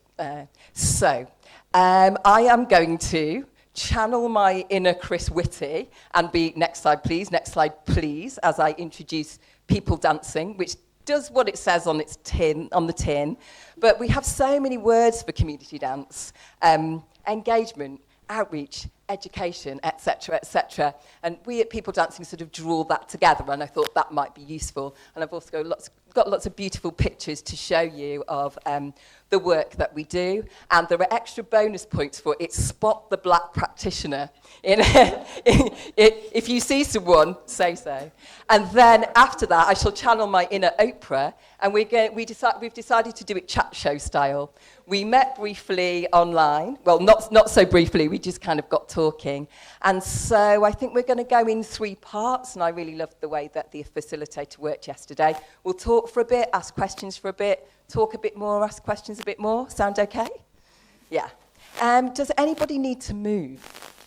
I would be quite happy to do a tiny bit just to get us going. People are nodding, and I'm very aware that with the pre-lunch graveyard slot, I'm so sorry. It's because we need to get back down the motorway. But if I hear stomachs rumbling, I'll try and move it along. But yeah, I'm still a practitioner at heart, listening to all of what's been going on. I still get a lot of my information from the body, and it still feels very strange to stand up and just talk. So I think we should move and regulate together. It'll only take a second. So place your hands anywhere that you breathe from. For me, it's my diaphragm today. Sometimes it's low. Let's just close our eyes, take a big breath in and out, following Wanjiku's advice about taking up that oxygen that we have a right to. And again, I'm releasing. And in again. And releasing. And let's awaken our sense of touch. Everything that I'm going to say, you can choose how to move. You might not want to move, you just might want to think about this. The body does the same thing, whether we're moving or not, those nerve endings fire. Thinking about our sense of touch, where we're in contact with the floor, or our clothes, or the back of the chair. So it might be a wiggle, it might be a big movement. This is for you, this is for us. And then let's...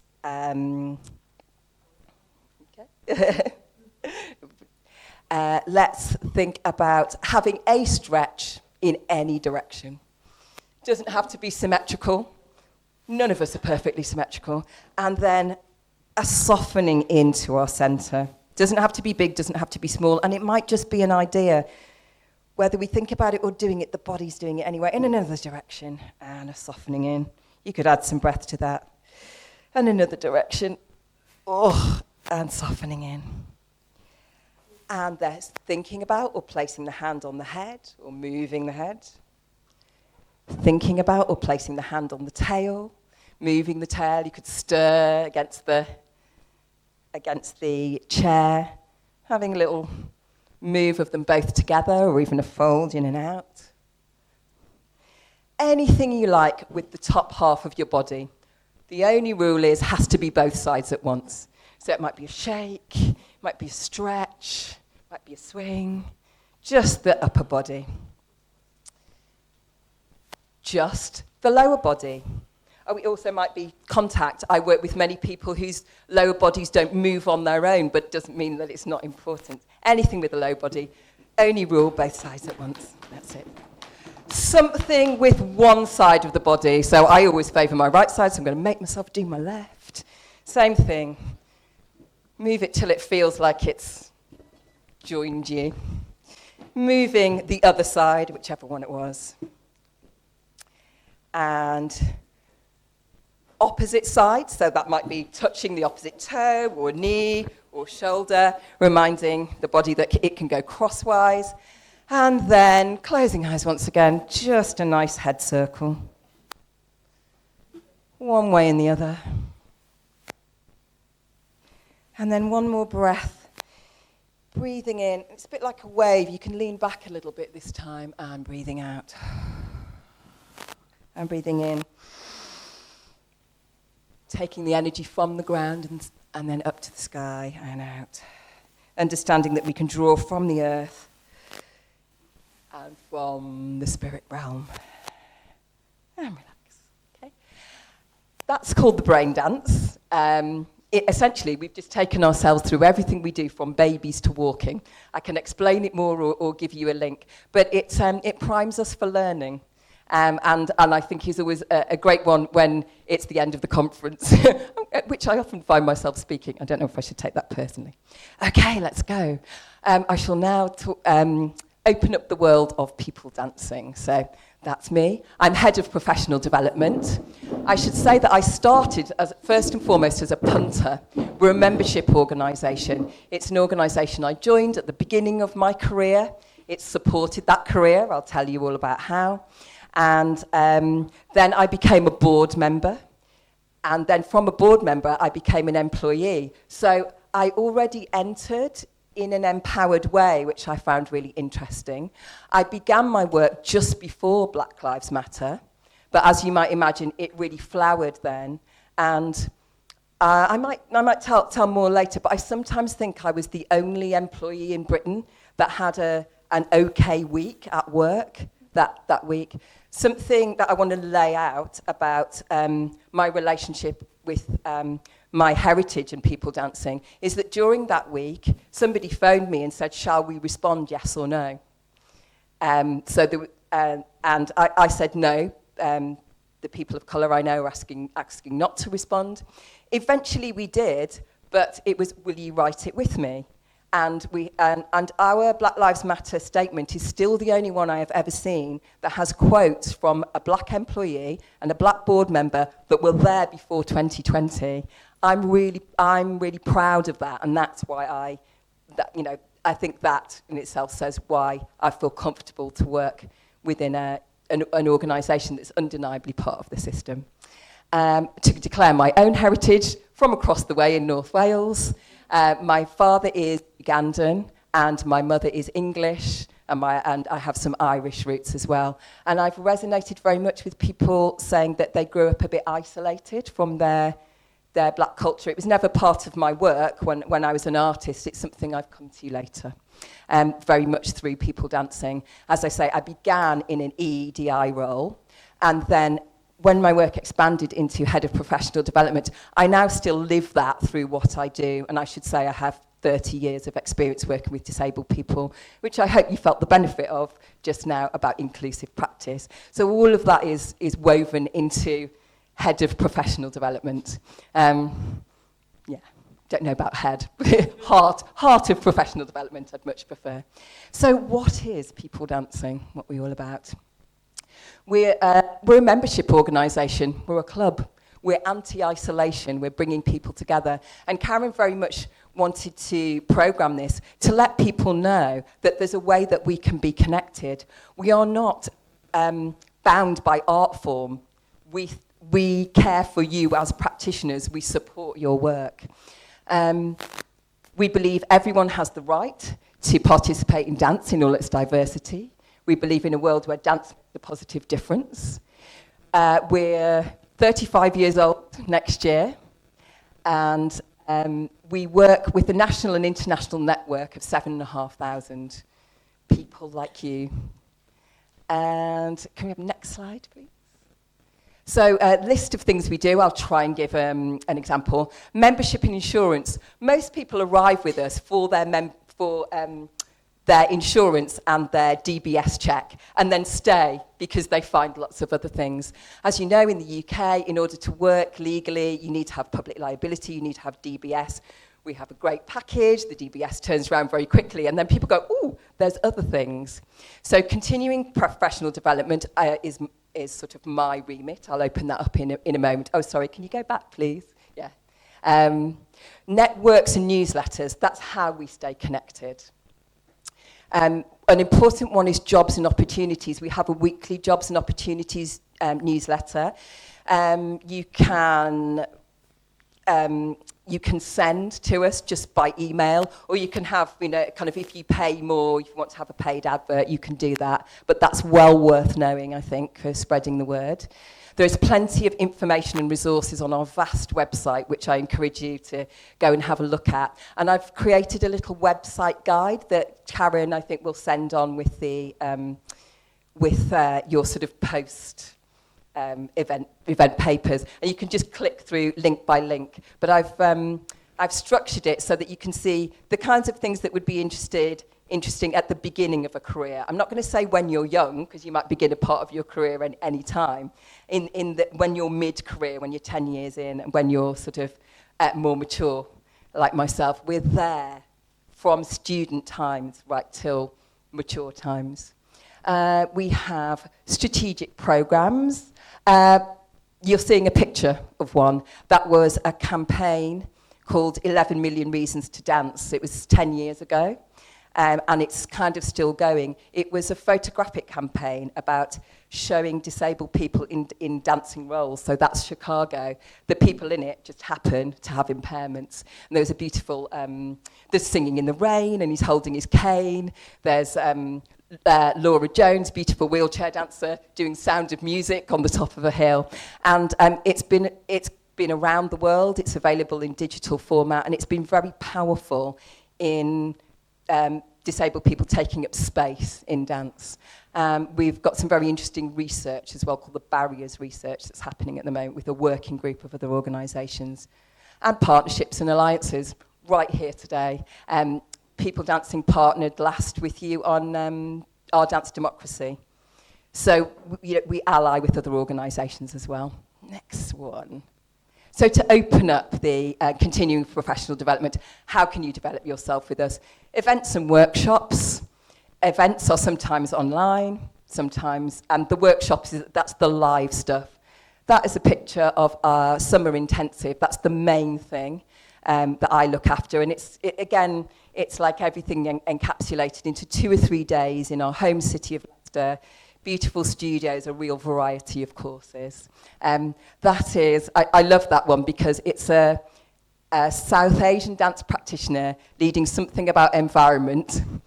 This is a folk dancer, this is a student, everyone's interested and come together. So when I say we don't discriminate by form, that for me is a picture of us walking it like we talk it.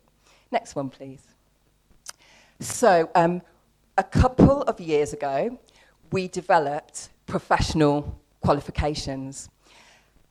We will get into it later, but I'm sure I don't need to give you the news that the arts are not being studied at GCSE and that dance courses are diminishing at HE, or certainly contemporary and creative ones, although there seems to be a proliferation of musical ones.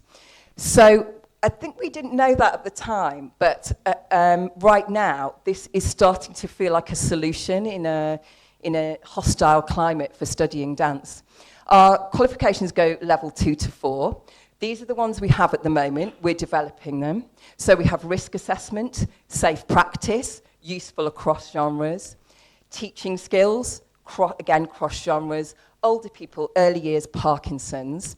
And then all of those have qualifications attached. You buy an online course. You can come, they often feature in the summer school as well, so you can meet the actual tutors, do something practical. I certainly learn practically as well. And then you do your online learning and assessment. You have a year to complete it, so you can do it in your own time. So that's why I've put, you can earn while you learn. You don't have to leave your community practice. You can apply it as you go. You don't have to leave your caring responsibilities or your children. You don't have to pay a huge student loan. So you can bloom where you're planted, and your community doesn't lose you. For me, that's very powerful, particularly in this context. And there are some organisations in the room with whom we ally, who they sign up to the People Dancing Code of Practice, and they deliver our qualifications. So English Folk Dance and Song Society, the RAD. We're talking to ISTD. We've got Irish Dance, so again, really, really broad. It would be lovely to have some African diasporic and hip-hop organisations. So that's the bit I really needed to say. And moving on, lots of pictures now. The other part of my work is a publication called Animated. It's a magazine, and it really is a magazine. It's not a journal, although we have everything from academic voices to first-time writers, again, really embracing across genres. Spot the practitioner, Gail, on the front of the cover. I've written for it, and I now edit it and put together. And our next issue is all about dance health and well-being, which is an excuse to introduce my colleague, Yael Owen McKenna. Yael Owen. You're Deputy CEO and Head of Dance Health and Wellbeing. And we really thought it was important to be here together today. So please grab us over coffee for strategic conversations. And we also do blogs, vlogs, and audio. And I was very conscious of the oral tradition within here. So there are no deadlines for blogs, vlogs, and audio. I love an audio of your sermon, it was for me, this morning. So there's on our Read, Watch, and Listen pages, I put the link there. You can see there's a couple of downloadable PDFs. They tell you how to contribute. It's essentially you write to me, you do a pitch, and we very rarely say no. Don't let the fact that you haven't written before hold you back. I have never met any practitioner that can't talk about what they do. I'm also there to support. I've had neurodivergent artists create their articles by me asking questions on WhatsApp. Again, that inclusion, it threads through. Next one, I think we're nearly there. Community dance is for anyone and everyone. Some examples, again, spot practitioner for me, Michael Joseph. Again, across generations. Next slide. It can happen anywhere and everywhere. That was a really beautiful well-being session that we had outdoors in a walled garden. But Elena practices online as well. So she did one of our most attended well-being sessions with Qigong, with it was essentially a set of 7 movements for resilience, and I still use them every morning in the garden. It resets me. Next one. Includes many kinds of dances and dancing, and encourages that we had a lovely Kaylee with EFTUS, Kusia Boyachi up there, and again this was the and it's kind of really encouraging anybody to do any genre and kind of trying not to bring any baggage to it. And next one. It's led by skilled practitioners, and I just wanted to draw attention to some of our disabled leaders there. Fifi from Slide Dance, who is a learning disabled leader, and Laura Jones from Stopgap over there. So, and that speaks very much to our relationships, actually across ethnicity and across disabled people. We believe in dialogue. We don't decide what to do. We meet the person, we meet where they are. We assume that they are competent and intelligent, and everything. They tell us what they need, and we kind of work it out together. And next slide. If you want to kind of some lovely quick definitions of what this community dance is that we're doing. Francois Matarasso is your man. Blogs, a book, which is a free ebook download because he's just a beautiful, ethical person. The belief that everyone has the right to create art and share the result. And he's very interesting on whether you should pay community participants or not. Controversial subject, but I'd encourage you to kind of explore his work on that. And then our very own boss, CEO, Chris Denton, he says, well, it's people at the centre and art at the front. Doesn't that sound like what we do anyway? And next one. So the community dance values, this is all on our website. Yeah, I won't go deeply into this. But it's about we believe that everyone has the right and the capacity to dance, and that you do this well when you're comfortable and in community with others. And if we go to the next one, which is the last one, I think, what's our definition of quality practice? Enjoyment and self-expression, people connecting, a balance between the people and their self-worth and the quality of the art, and them feeling pride at the end of what they do. Challenging and broadening perceptions of who belongs in the space. Placing people, their aspirations, their rights and choices at the heart. And creating a safe space, I might say brave space. Doesn't that sound like what we want to do anyway? So I hope that entices you to keep connecting with us, because we're all, we should already be friends, and to become a member. And that's it, really. So I think, thank you very much.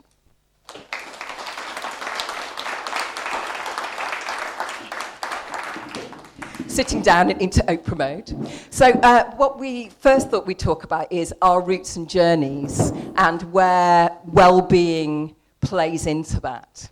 So I was very struck last night about how we use dance to deal with joyful emotions, but also sorrow. It's a go-to. It's an absolute go-to for us.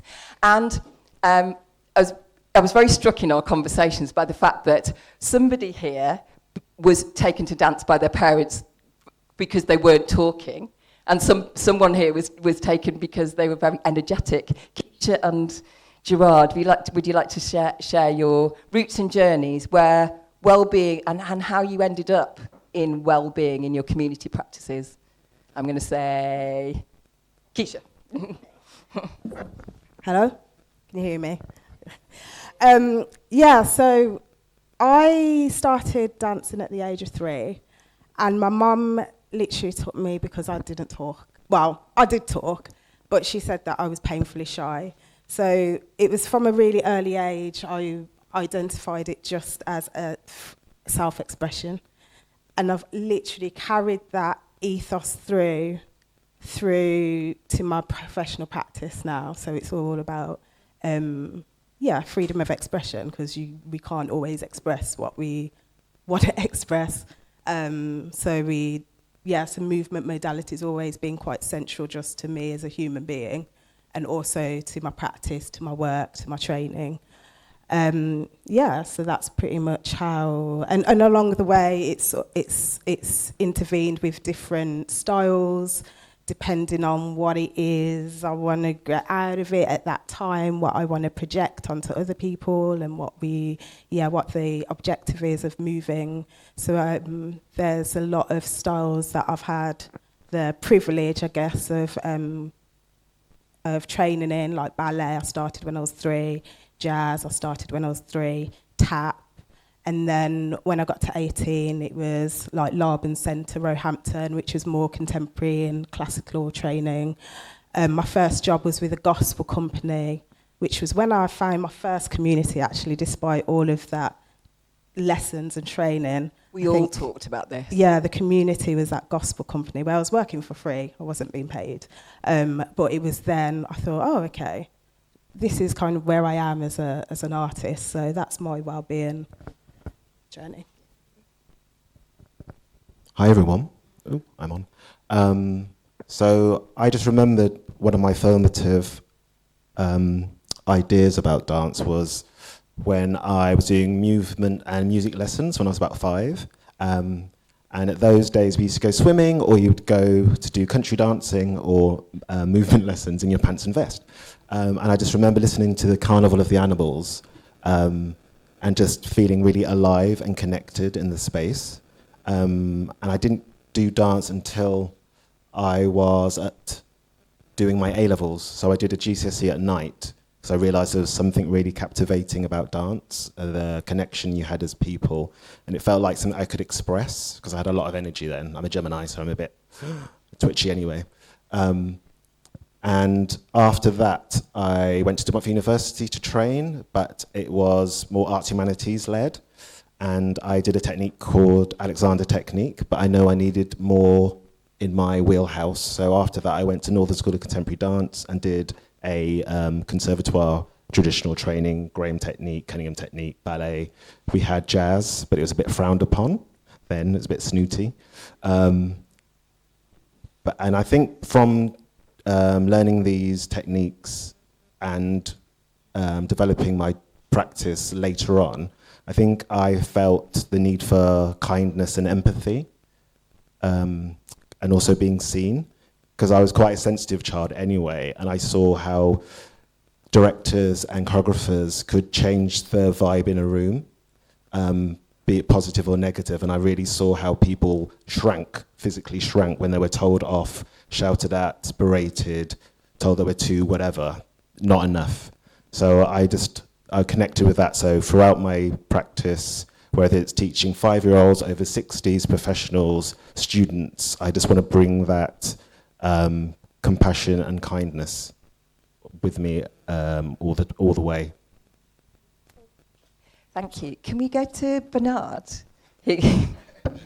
He also, when we spoke, you were talking about your journey, and it was it started in living rooms. It was alone at first, and then you also found your community. But yeah, tell us your journey and where you are now. I feel like I'm in a TARDIS. I actually started dancing when I was 16, because you weren't allowed to dance at school. At my school, boys didn't dance, so my sports teacher basically got me involved, and I went to evening classes at the London Contemporary School, and that was kind of an eye-opener, because they were they turned to be more strict classes, but at first they were quite creative. I was a sportsman.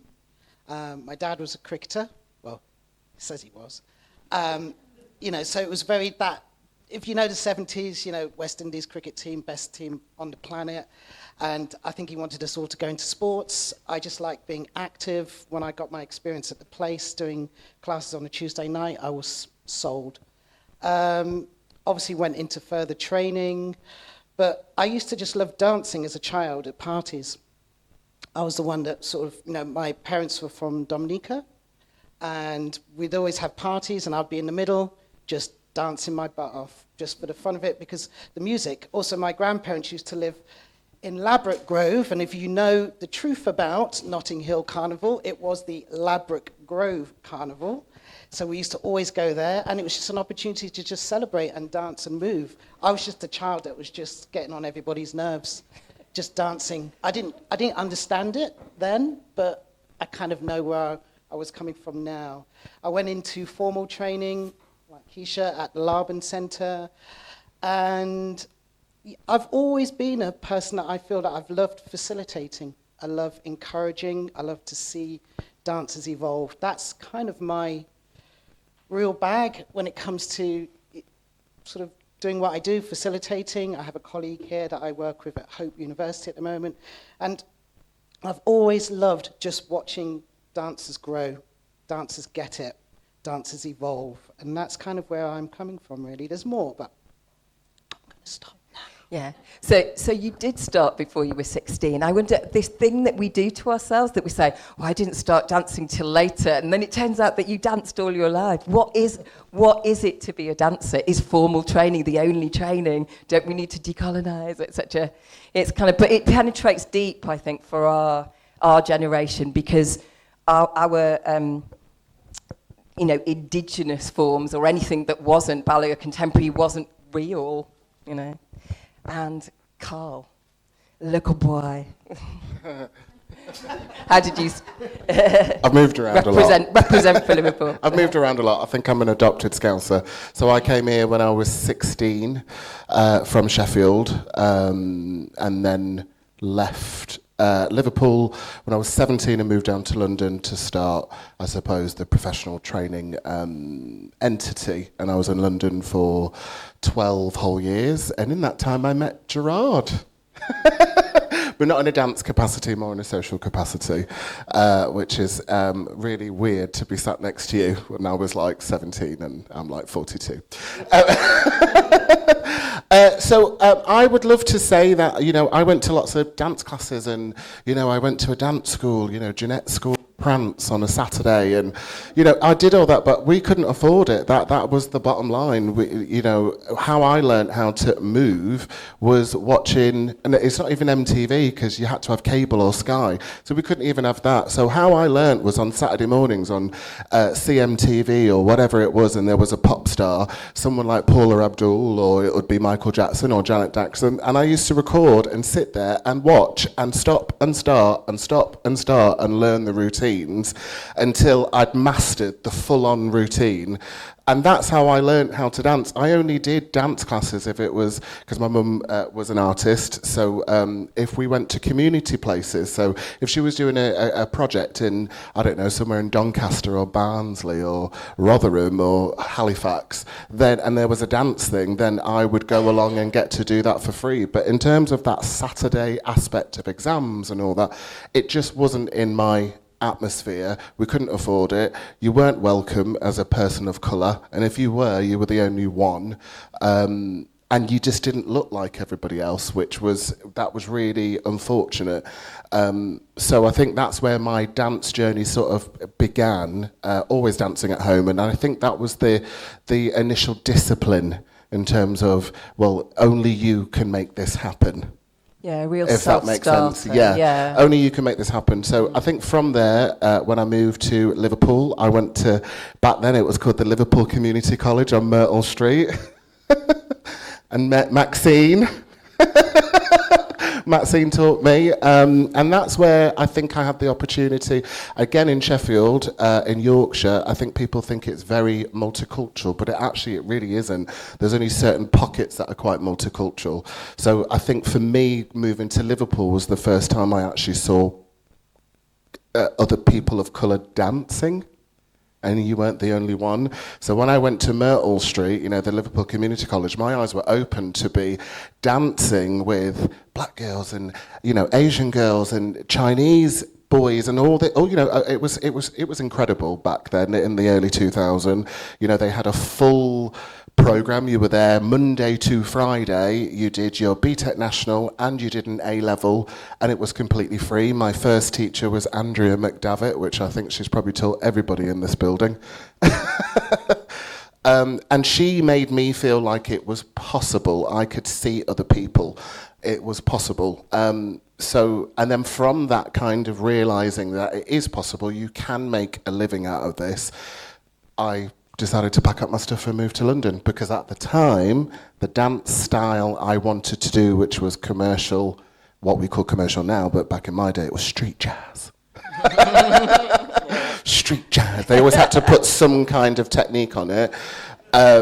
You didn't get it here. You did not get it here. So you had your typical ISTD, IDTA, but anything you saw on TV, my dream was to be a backing dancer. That's what I wanted to be. I wanted to go on Top of the Pops and be a backing dancer. I got to finally do it, but I only got to do it because I moved to London.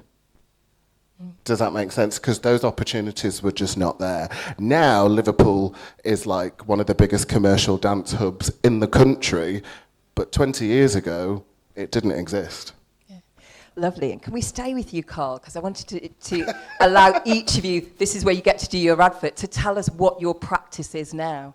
So it's really nice to have the backstory, but I feel like each of you are wanting to change things for the better or give something onto the next generation in very different ways, largely in the community, by mentoring or within your classes.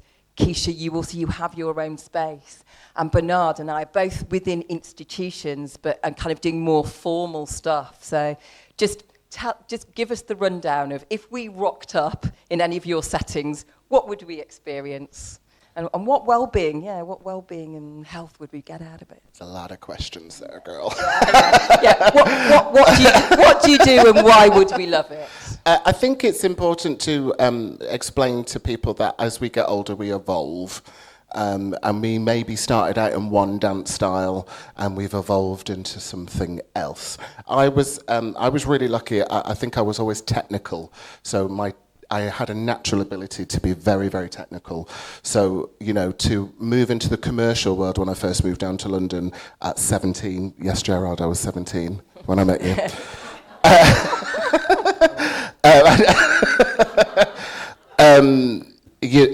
So my commercial when I worked 2 years solidly working and training, was very clean and sort of, it wasn't, there's lots of different styles in commercial, but it was very clean because I had I naturally went to technique.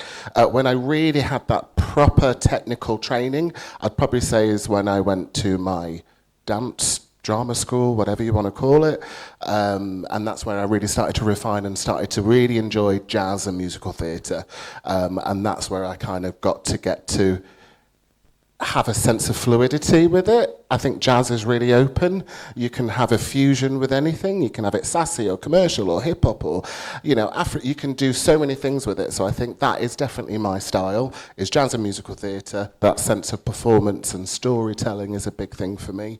So if you were to come to our space, so I've been teaching in the community alongside institutions. So I've worked for places like Lippe Sixth Form College. I was head of musical theatre at Northern Ballet in Manchester for a year. I also wrote the degree for musical theatre at Shockout in Manchester. So this is the first time I've kind of gone a bit more focused on come out of institutions, because there's a lot of politics and unfortunately a lot to do with race as well. So my kind of entity is that jazz, that musical theatre training, in order for us to be seen in that world outside of London. I think that's really important. If anybody wants to do musicals and musical theatre, we instantly have this, we have to move to London. No, you don't. You can still have the same training, cheaper rent, much cheaper rate. You can get the same standard of training. The only thing that's going to be more difficult is you just need to plan your auditions a little bit more. That's it. So I like to have that sense of that in my community, that it is all possible. You've just got to work a little bit harder because you're in the north. That's it.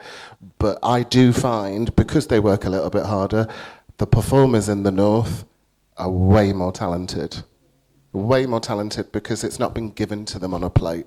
They've had to really work hard to find people like Gerard and Bernard and all those people that can support them and get them to the, and I say in brackets, the London standard of training, which it doesn't exist, for us to be seen. Yeah.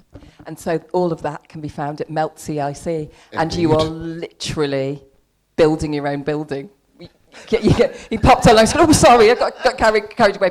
But I think that's wonderful. My theme at the moment is dancers are doing it for themselves. Dancers are not waiting. They are just self-starting. You can't wait, Yeah. especially a person of colour. You cannot wait. And I still have to put in the fact of being a northern-based artist. It's still another barrier to cross. You know, we don't have pineapples and bass and all the West End and Larbin and all that around us. We're in this melting pot. You know, being of colour and outside the M25 is a challenge, you know. So, yeah. Maria Malone from Movema fed me a stat that this is the least invested in region for Arts Council, as well as this is... People are nodding. I think that's interesting too. Gerard, what do you do and why would we love it? So my love is contemporary, and that's my base. But during my career, I've done podium dancing, cruise ships, commercial dance, and television pop videos. Not bragging, humble brag. Huh? Yeah. Musicals was in Lion King, Ballet Black, Tavaziva, Union Dance, Sokoba. So I think all of that has served me and made me versatile. And that's what I like to give to practitioners and dancers. And I'm a movement director, choreographer, and I teach yoga and bar. So I love to move. And so, but I think it's like a big salad. I think I just like to serve up movement with flavor, compassion, love. We always meet in a circle, whether you're 5 or over 60s. We'll do breath work, we'll do something yogic, mobilization, and then we'll begin our practice. And at the end, I usually like to see people come in at one state and usually finish on a high. That's what I aim for anyway. And just to be seen in the space and be visible. And I've noticed when I've lectured or taught other students, people from the global majority seem to be hesitant or reticent, or they sit at the back and they need to be invited in. And that's because they're probably dealing with their own trauma or don't feel like they belong there. So I think I do casual mentoring. So I just like to, even if I'm looking at them and addressing them and check in with them throughout the process. And I love connecting people, as does Louise, hence we're all here. Changing the world one email address at a time. So I'll always signpost to global majority students, okay, there's this provision over here, there's this dance teacher you want to check out, there's this audition.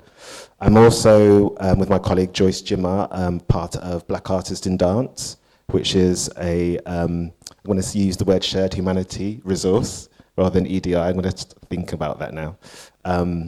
So we post things online on our social media, and we also go into organisations just to help change the culture and ecology of cultural awareness.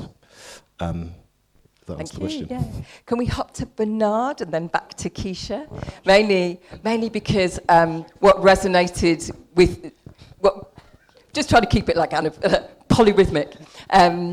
What resonated in our conversation was you talking about how you try to see the too few students of colour who are in your informal training. I guess because I've been working in higher education since 2001. So you can do the maths. I'm extremely young. And during that time, there's always been a lack of black students. There's always been a very small number. And I've always been based in Liverpool, teaching higher education. I've tried to use myself as not necessarily a resource, but something to notice. A person that is doing it and enjoying it and supporting as many dancers as I could possibly support. I also found out I am extremely old because I found out just now that I taught this man at classes in Birmingham. So I am very old, but very young in spirit. It is a real shame that there is such a lack of black students going to university. As much as you think they are trying to recruit in a positive way, there is always that negative approach to going into the community and actually just talking about university, what it can provide, what, especially in dance, the enjoyment that you can get from learning and experiencing, and as we've said, discovering. And for me, dance has always been about discovery, and I think every individual that's involved in it should be discovering, and not just learning steps, but finding their own identity, finding their artistic identity, finding their love, their passion, finding their need for it. I mean, I did as a child, I'm doing it as an old man. And I think it's so important that the work that I was doing, I actually, when I first came here, I used to work, and some of you will know, the Hope Street Project, and that was based at the Everyman Theatre. And that was a community-based project. It was funded by a European Social Fund, and we would go all around, or to be honest, we spent most of the time in Toxteth, let's be brutally honest, trying to just be positive in the arts. It was a great experience, but even in that time as well, such little interest was coming from the black community, which I found quite odd. Because for me, when I was in a youth group, and I think I mentioned it to Keisha, I suddenly found me, because when I was doing dance when I was doing Tuesday classes at the place, it was just me, little black me, and about 60 white girls. Now that could be seen as heaven, or it could be seen as hell. But when I joined a youth group that was in South London, and that was the Ilya Schools Dance Group, basically, everybody was me, whether it was boys and girls. And suddenly I found a connection, and I really wanted to hold on to that connection. I felt that it could continue moving up to Liverpool, but it still seems to be a rocky road. Even now, when I'm teaching, I think at this moment in time, I think I'm teaching only 2 black students. I teach at Liverpool Theatre School on 2 days, and I teach at Hope for 2 days. And I think in both, there's 1 student in one student in the other. Now, we need to figure out what that is, what that's about. Yes, I can go around with my torch and my sword and constantly shouting, but it has to be a collective. It has to be an understanding as, why do we do it? I said to Keisha before, why do we do it? Why do we love doing it? Why do we still want to do it? I say that to every student. Why do you do what you do? And then they begin to think about it. But the problem is, I'm talking mostly to white students. It's not a problem because I teach everybody, but it's lovely to have black students that suddenly see their identity blossom. I had the same experience joining National Youth Dance Company from a very isolated childhood in North Wales, where I saw London Contemporary was when multiculturalism came to town, but then I met that, and it does fire you. Something I've come across around that is assurance that you'll earn a living. I am deeply struck by that roll call we just got of achievements. West End, London, degrees, things like that. I think dance wrongly has a reputation for you won't earn a living from it, you won't succeed. These are very successful people. And let's go on to Keisha, who has, I don't know if you want to, I feel like you've made your practice in Birmingham, and it's grown and grown. At the health front, it's grown and grown to where you have your own space. I think how you got that space is really interesting for people listening. Okay, the space. Okay. Well, practice. Yeah. What would you do? There's so many live things. it? Okay. Yeah, I guess. Yeah. So the beginning of this year, we had a dance studio. Well, it wasn't. I'm saying it like it was like that. It wasn't. It was blood, sweat, and tears for a year, to be honest. But we hire it out while it's on a lease. So that was the first time I've ever had a space and cultivated a space for people to just come in, do whatever they want, understand whatever they need to understand, work through whatever they need to work through before someone asks for a product, basically. That was the whole point of getting the space. So it's 6 by 6 meters, so it doesn't suit like vast, vigorous traveling. It's got quite low ceilings. It has bean bags, though. It has yoga mats. It has, because I also teach yoga. It has blocks, so it's very much about that early creative development to nurture for myself as well as everyone else. And we like discount the hire. So it's just a way how Ganesha Dance can give, I guess, to the next generation all of the stuff that I think And was I that, didn't was that get, not I guess. a particular deal around the space for you? It was to encourage entrepreneurs of colour, is that right? Yeah, it was all about people of colour, all about Black, well, African, Caribbean heritage, second generation, third generation, kind of the Black British people that were born here, that have probably gone into institutions, come out, not necessarily know their creative practice just yet, but just to like use the space to like really reaffirm the roots. Marlon was saying it yesterday. It stuck in my head when you were talking about the roots, the blossoming, and then fixing the soil for the next generation. So I see that as the fixing the soil for the next, well, not fixing it, but tending the soil, nurturing it for the next generation. So that's the vision for that space was. As well as, hosting my own practice, I guess. I teach yoga, so transformation is really urgent for me, actually. It feels quite like I need that just... And in helping other people and giving that space for other people, whether it's a yoga practice or whether they come in and do whatever they want to do. You have equipment hire as well, don't you? Yeah. It's also so it's the part of community the helping same each other to help ourselves.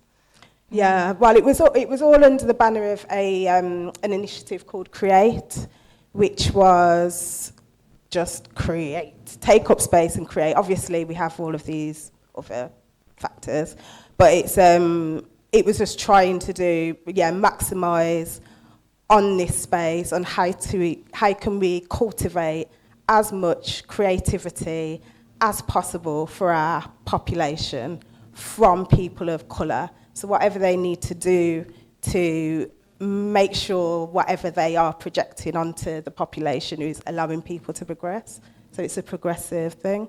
So there's a lot of vision under it, and that's how Create come about. But yeah, the output of it is a space. Cheap space hire. Wonderful. So, yeah. And you got your space by putting an appeal out on Insta. That I saw. Yeah. See, I cyber-stalked you all. But wow, you've done some research. And then the next part of the story was you saying, I'm in it and painting it. So who came forward to give you that So we did a space? crowdfunder. We've been renting lots of spaces all over Liverpool, over in Northwest, and any artist or person who delivers classes, it's lovely, but you're paying somebody else's pockets, basically. And we just got a bit bored of it. So we did a crowdfunder. The crowdfunder didn't even do very well. We only got like £400. But the £400 then paid for the admin fee so it went towards something amazing. But the only way it was possible was through investment. So we got some investment. And we have completed on a building in Birkenhead. I still think it's sad that I'm not in my own hometown. Yeah. Yeah. I think it's really sad. We tried four times, got let down by a lot of people. Bloom where you planted. Bloom where you planted. Yeah. And I bet people from there will gravitate to you. That's the plan. Yeah, wonderful. So you've got a sense of us and what we do. We have some burning issues that we might like to bring forward about the health and well-being of the profession that we might close with. But what would you like to say and ask to us now? Over here. Just hold on. Oh, do we need to get mic? Yeah. We've got a spare. I'm on my way. One here. It could No. There's one not being. This is the roving microphone. Is Karen. Rove away, Karen. Hi, my name is Miguel, and I have an organisation called MD Productions. So I resonate with everything that Carl is saying. It is Carl, isn't it? Yeah. So from the very beginnings in the early 2000s, so I'm self-taught, what I'm really blessed with, my journey in dance, so taking what you said, didn't start, I normally tell people it was 22, but if we go back to the beginning of being a boy in my room, I watched Lavelle from 10 years of age on the Bad Tour with Michael Jackson. He's now the patron of my organisation. All of the barriers and challenges that you faced and you talk about when you talk it being mine was street jazz. I met Karen and we became the DeForo technique because people were like, what do you teach? And I kept saying street dance. I don't.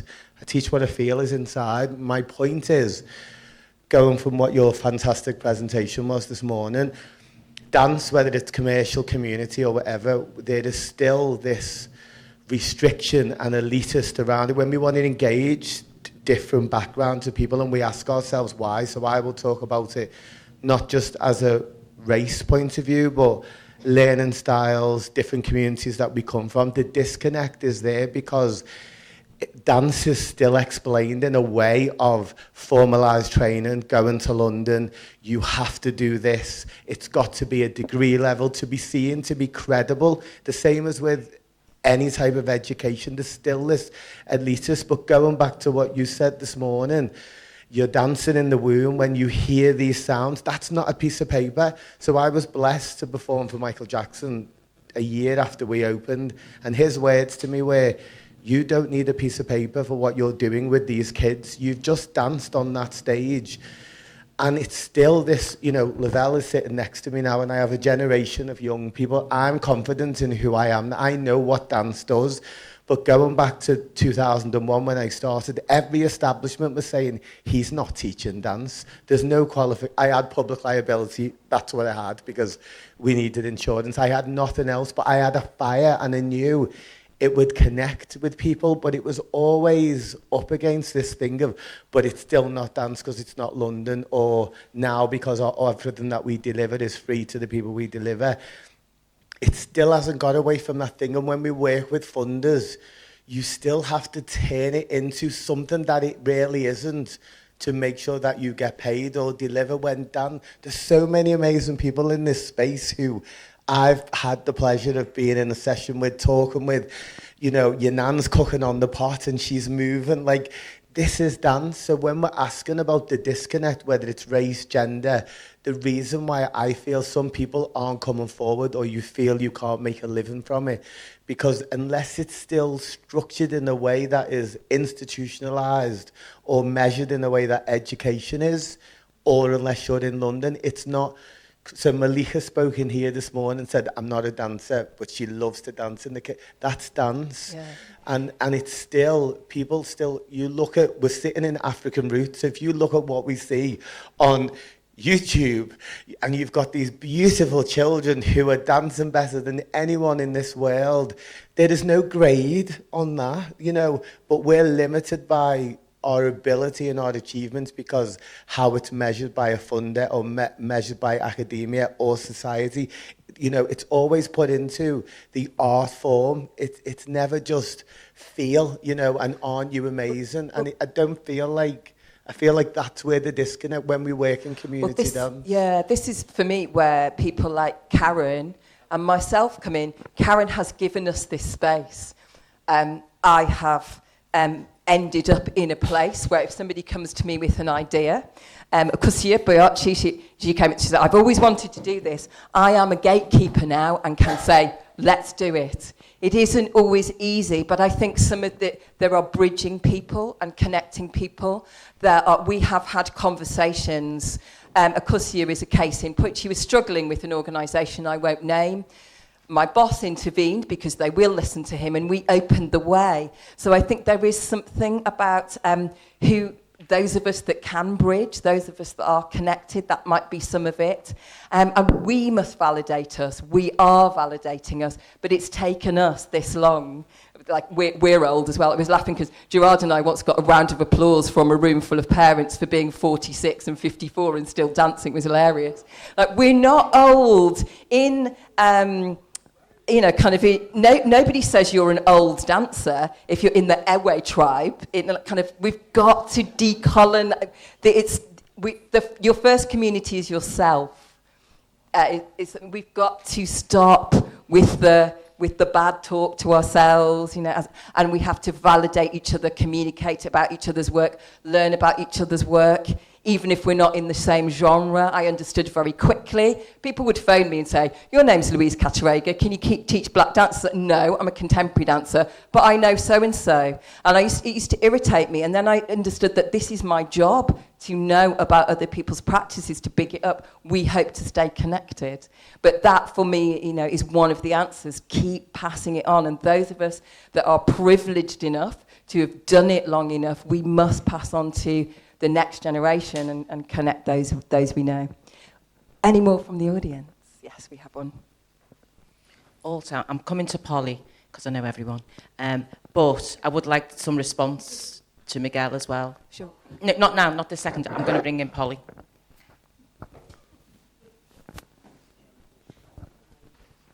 Hi, I grew up in Scotland, and I'm pretty much like yourself.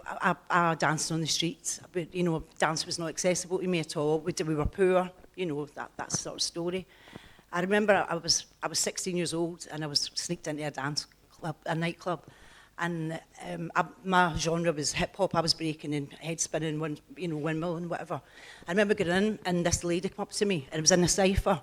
And I'm doing my thing, she came up to me, she said, you should go to dance school. And I was like, what? Dance school, what's that?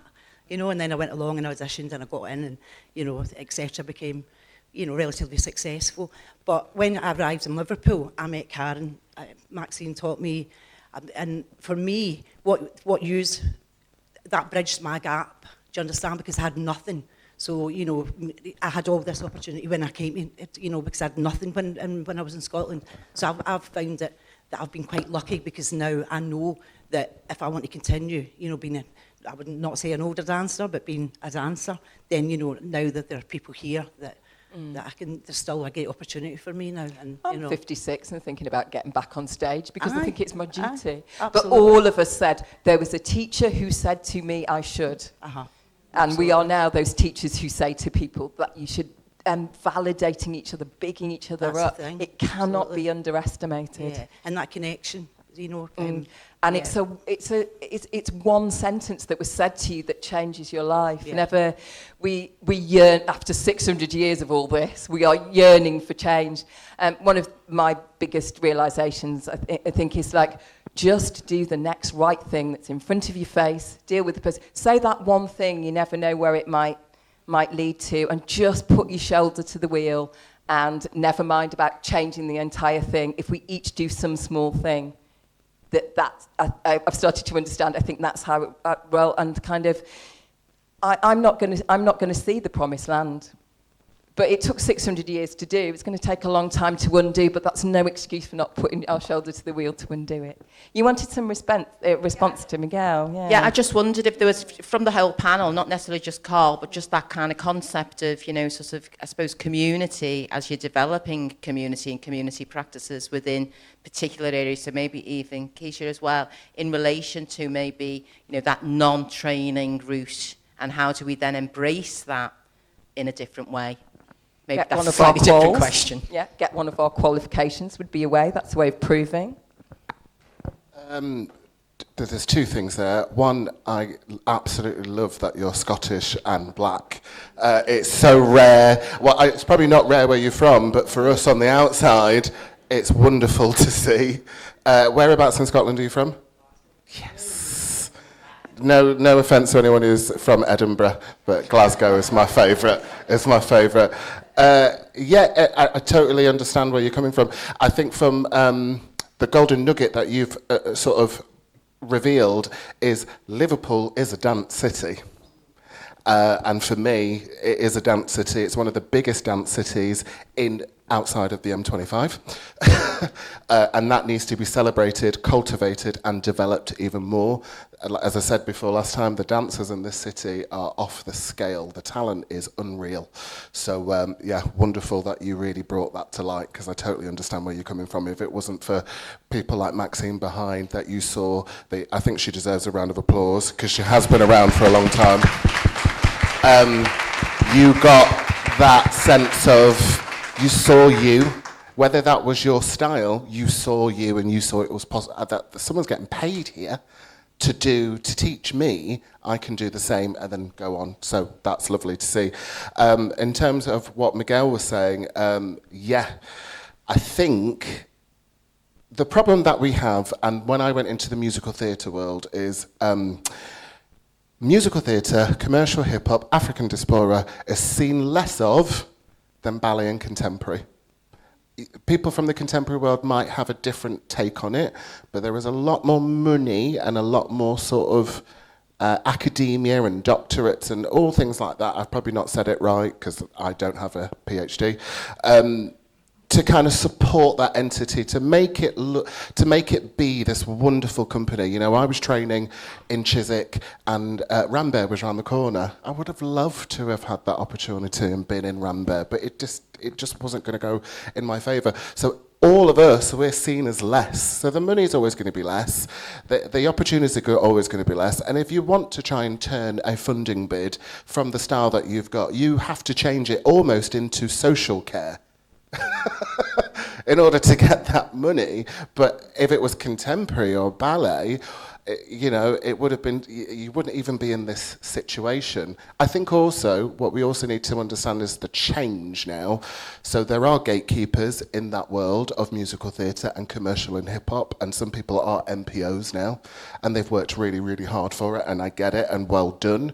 But where is that sense of collaboration? I know for a fact you would have had to do a sentence of that in your application, and they are very, very careful on who they're collaborating with. I still find it mad. I think she's so talented, but Zoo Nation, Kate Prince, wonderful, but why isn't that person of colour?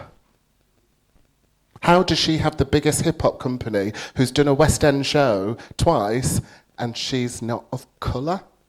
I don't get it. I think it speaks a little bit to that navigating of the system and feeling welcome.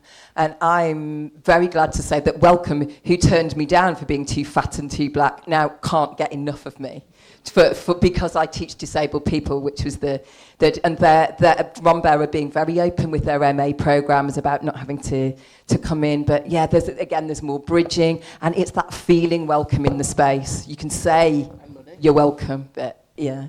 I'll just go back to Karen's question about people that haven't got experience. I just wanted, I teach some classes in the studio, Flow Fusion, and Flow Fusion is main, and we do another program called Dancing Roots. And most of the people that come have never danced before, never. They just love dancing. They just never. And I was speaking to one of the girls the other day, and I was like, so why have you come here? Like, what made you come here? And she said, to be honest, she's in her early 20s, I've always wanted to be a professional dancer, but she's got a degree in something, but she just loves dancing, and she's actually really, like, talented. And then it's only through having that conversation, I was thinking, oh, okay, what? Because initially when we did the classes, it was just about people feeling nice, basically. Just come, feel nice, go home, feel refreshed and regenerated. We never really thought about the progression routes of all these people. It was very holistic driven. So, so it's just from that conversation, okay, so we can probably look at community, because it's not a youth, you know, when you have youth companies, so it's not a youth company in that way, but it's a possibility. We can probably look for a performance, so just wanted to say that. We're almost at time, so I think this may be the last one. Oh, we began with you, we will end with you, Dr. H. Patton. We will make this our final call, and then we will, if you can bring it to a close, that would be fabulous. Thank you. Thank you very much.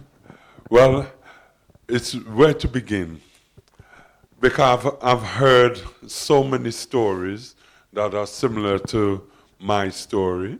The fact that I started dancing from within the social environment, growing up at a time in what's now called the Windrush generation, where we were able to participate because the parties were happening in the house. It was blues parties where your parents going And it's not about finding babysitter that can carry you along with them. You are part of the community and learning through that. I was what they would say, the big chest little boy who, when I see the big man them at a wedding line up to dance with the bride, I line up too. And so, you know, it's starting from that. And then growing in a way, that's why when I listen to you now, I realize that my route into dance was completely different. Because people talking about going to train in dance school and things, I knew nothing about that. But you're still here, and a PhD. Yeah. But the thing is, yeah, just to land now, is just to say that it's amazing how things have changed and turned around. Coming to the Blackie, from many years ago, I was involved in the first African Roots, and at that time you used to have a number of African and Caribbean dance companies, directors, etc. I've heard people all call Maxine's name. But I'm surprised when I'm looking around the room, and I used to come and teach the Lauder at times, and I don't see none of the faces. And I look in the faces of some of the young people that are coming here today and looking to see, do I see any of the faces, Tony's, that could be Tony, grandchildren, because they're not there. Why aren't they there? Why are they not there? Because at one time we had over 30 odd companies, but funding became the kiss of death. The funding is what actually allowed dancers and artists to feel this sense of security whilst they were actually the name of the day, and then all of a sudden the rug is pulled out. That's a whole other thing. So part of it is about the training ground, going to where the young people are, within the communities, working with them in those communities, creating satellites for them there, like how Marlon spoke about yesterday. You create these satellites and then you bring them together, and then the profession will grow from out of that, but it must be on our terms. And that's why even today I'm sitting here, I'm saying, what are way things turn around? Because we had black dance, and black dance then changed to become anything that was not the white mainstream. So it even included Irish dance. Then it changed when we said, okay, let's make it specific so we know who we're talking about. We said African people's dance. So you now knew we were talking about the form, those doing African and Caribbean dance, or those bodies that came from out of those forms that wanted training within that to go into mainstream dance. And then things changed again. It became Dance of the African Diaspora. Yes, I'm going to close now. Dance of the African Diaspora. And then once it became Dance of the African Diaspora, it meant that we started to reconnect with those who were in training. But now it's come full circle where I say, all of us, whether you went through the training route or you came through the community route, we're all in this room speaking outside of the mainstream in a marginalized position where we're starting again, despite the fact that we laid the ground so many years ago. And so it is for us to find the ways and means that we can move forward without having to become dependent. And we become proud and unapologetic of who we are and what we do. And self-starting, self-sustaining, that's what I'm going to take. How can we sustain ourselves and sustain each other in simple ways, in complex ways? Thank you so much to my panel. Thank you, audience, for your stories too. Please write me articles so it goes in the archive, so it's there forever for future generations, and let's spread the word about this wonderful thing that we do and the wonderful thing it is in the world for us and for people who are not like us, but we do it really well. Thank you so much. Thank you.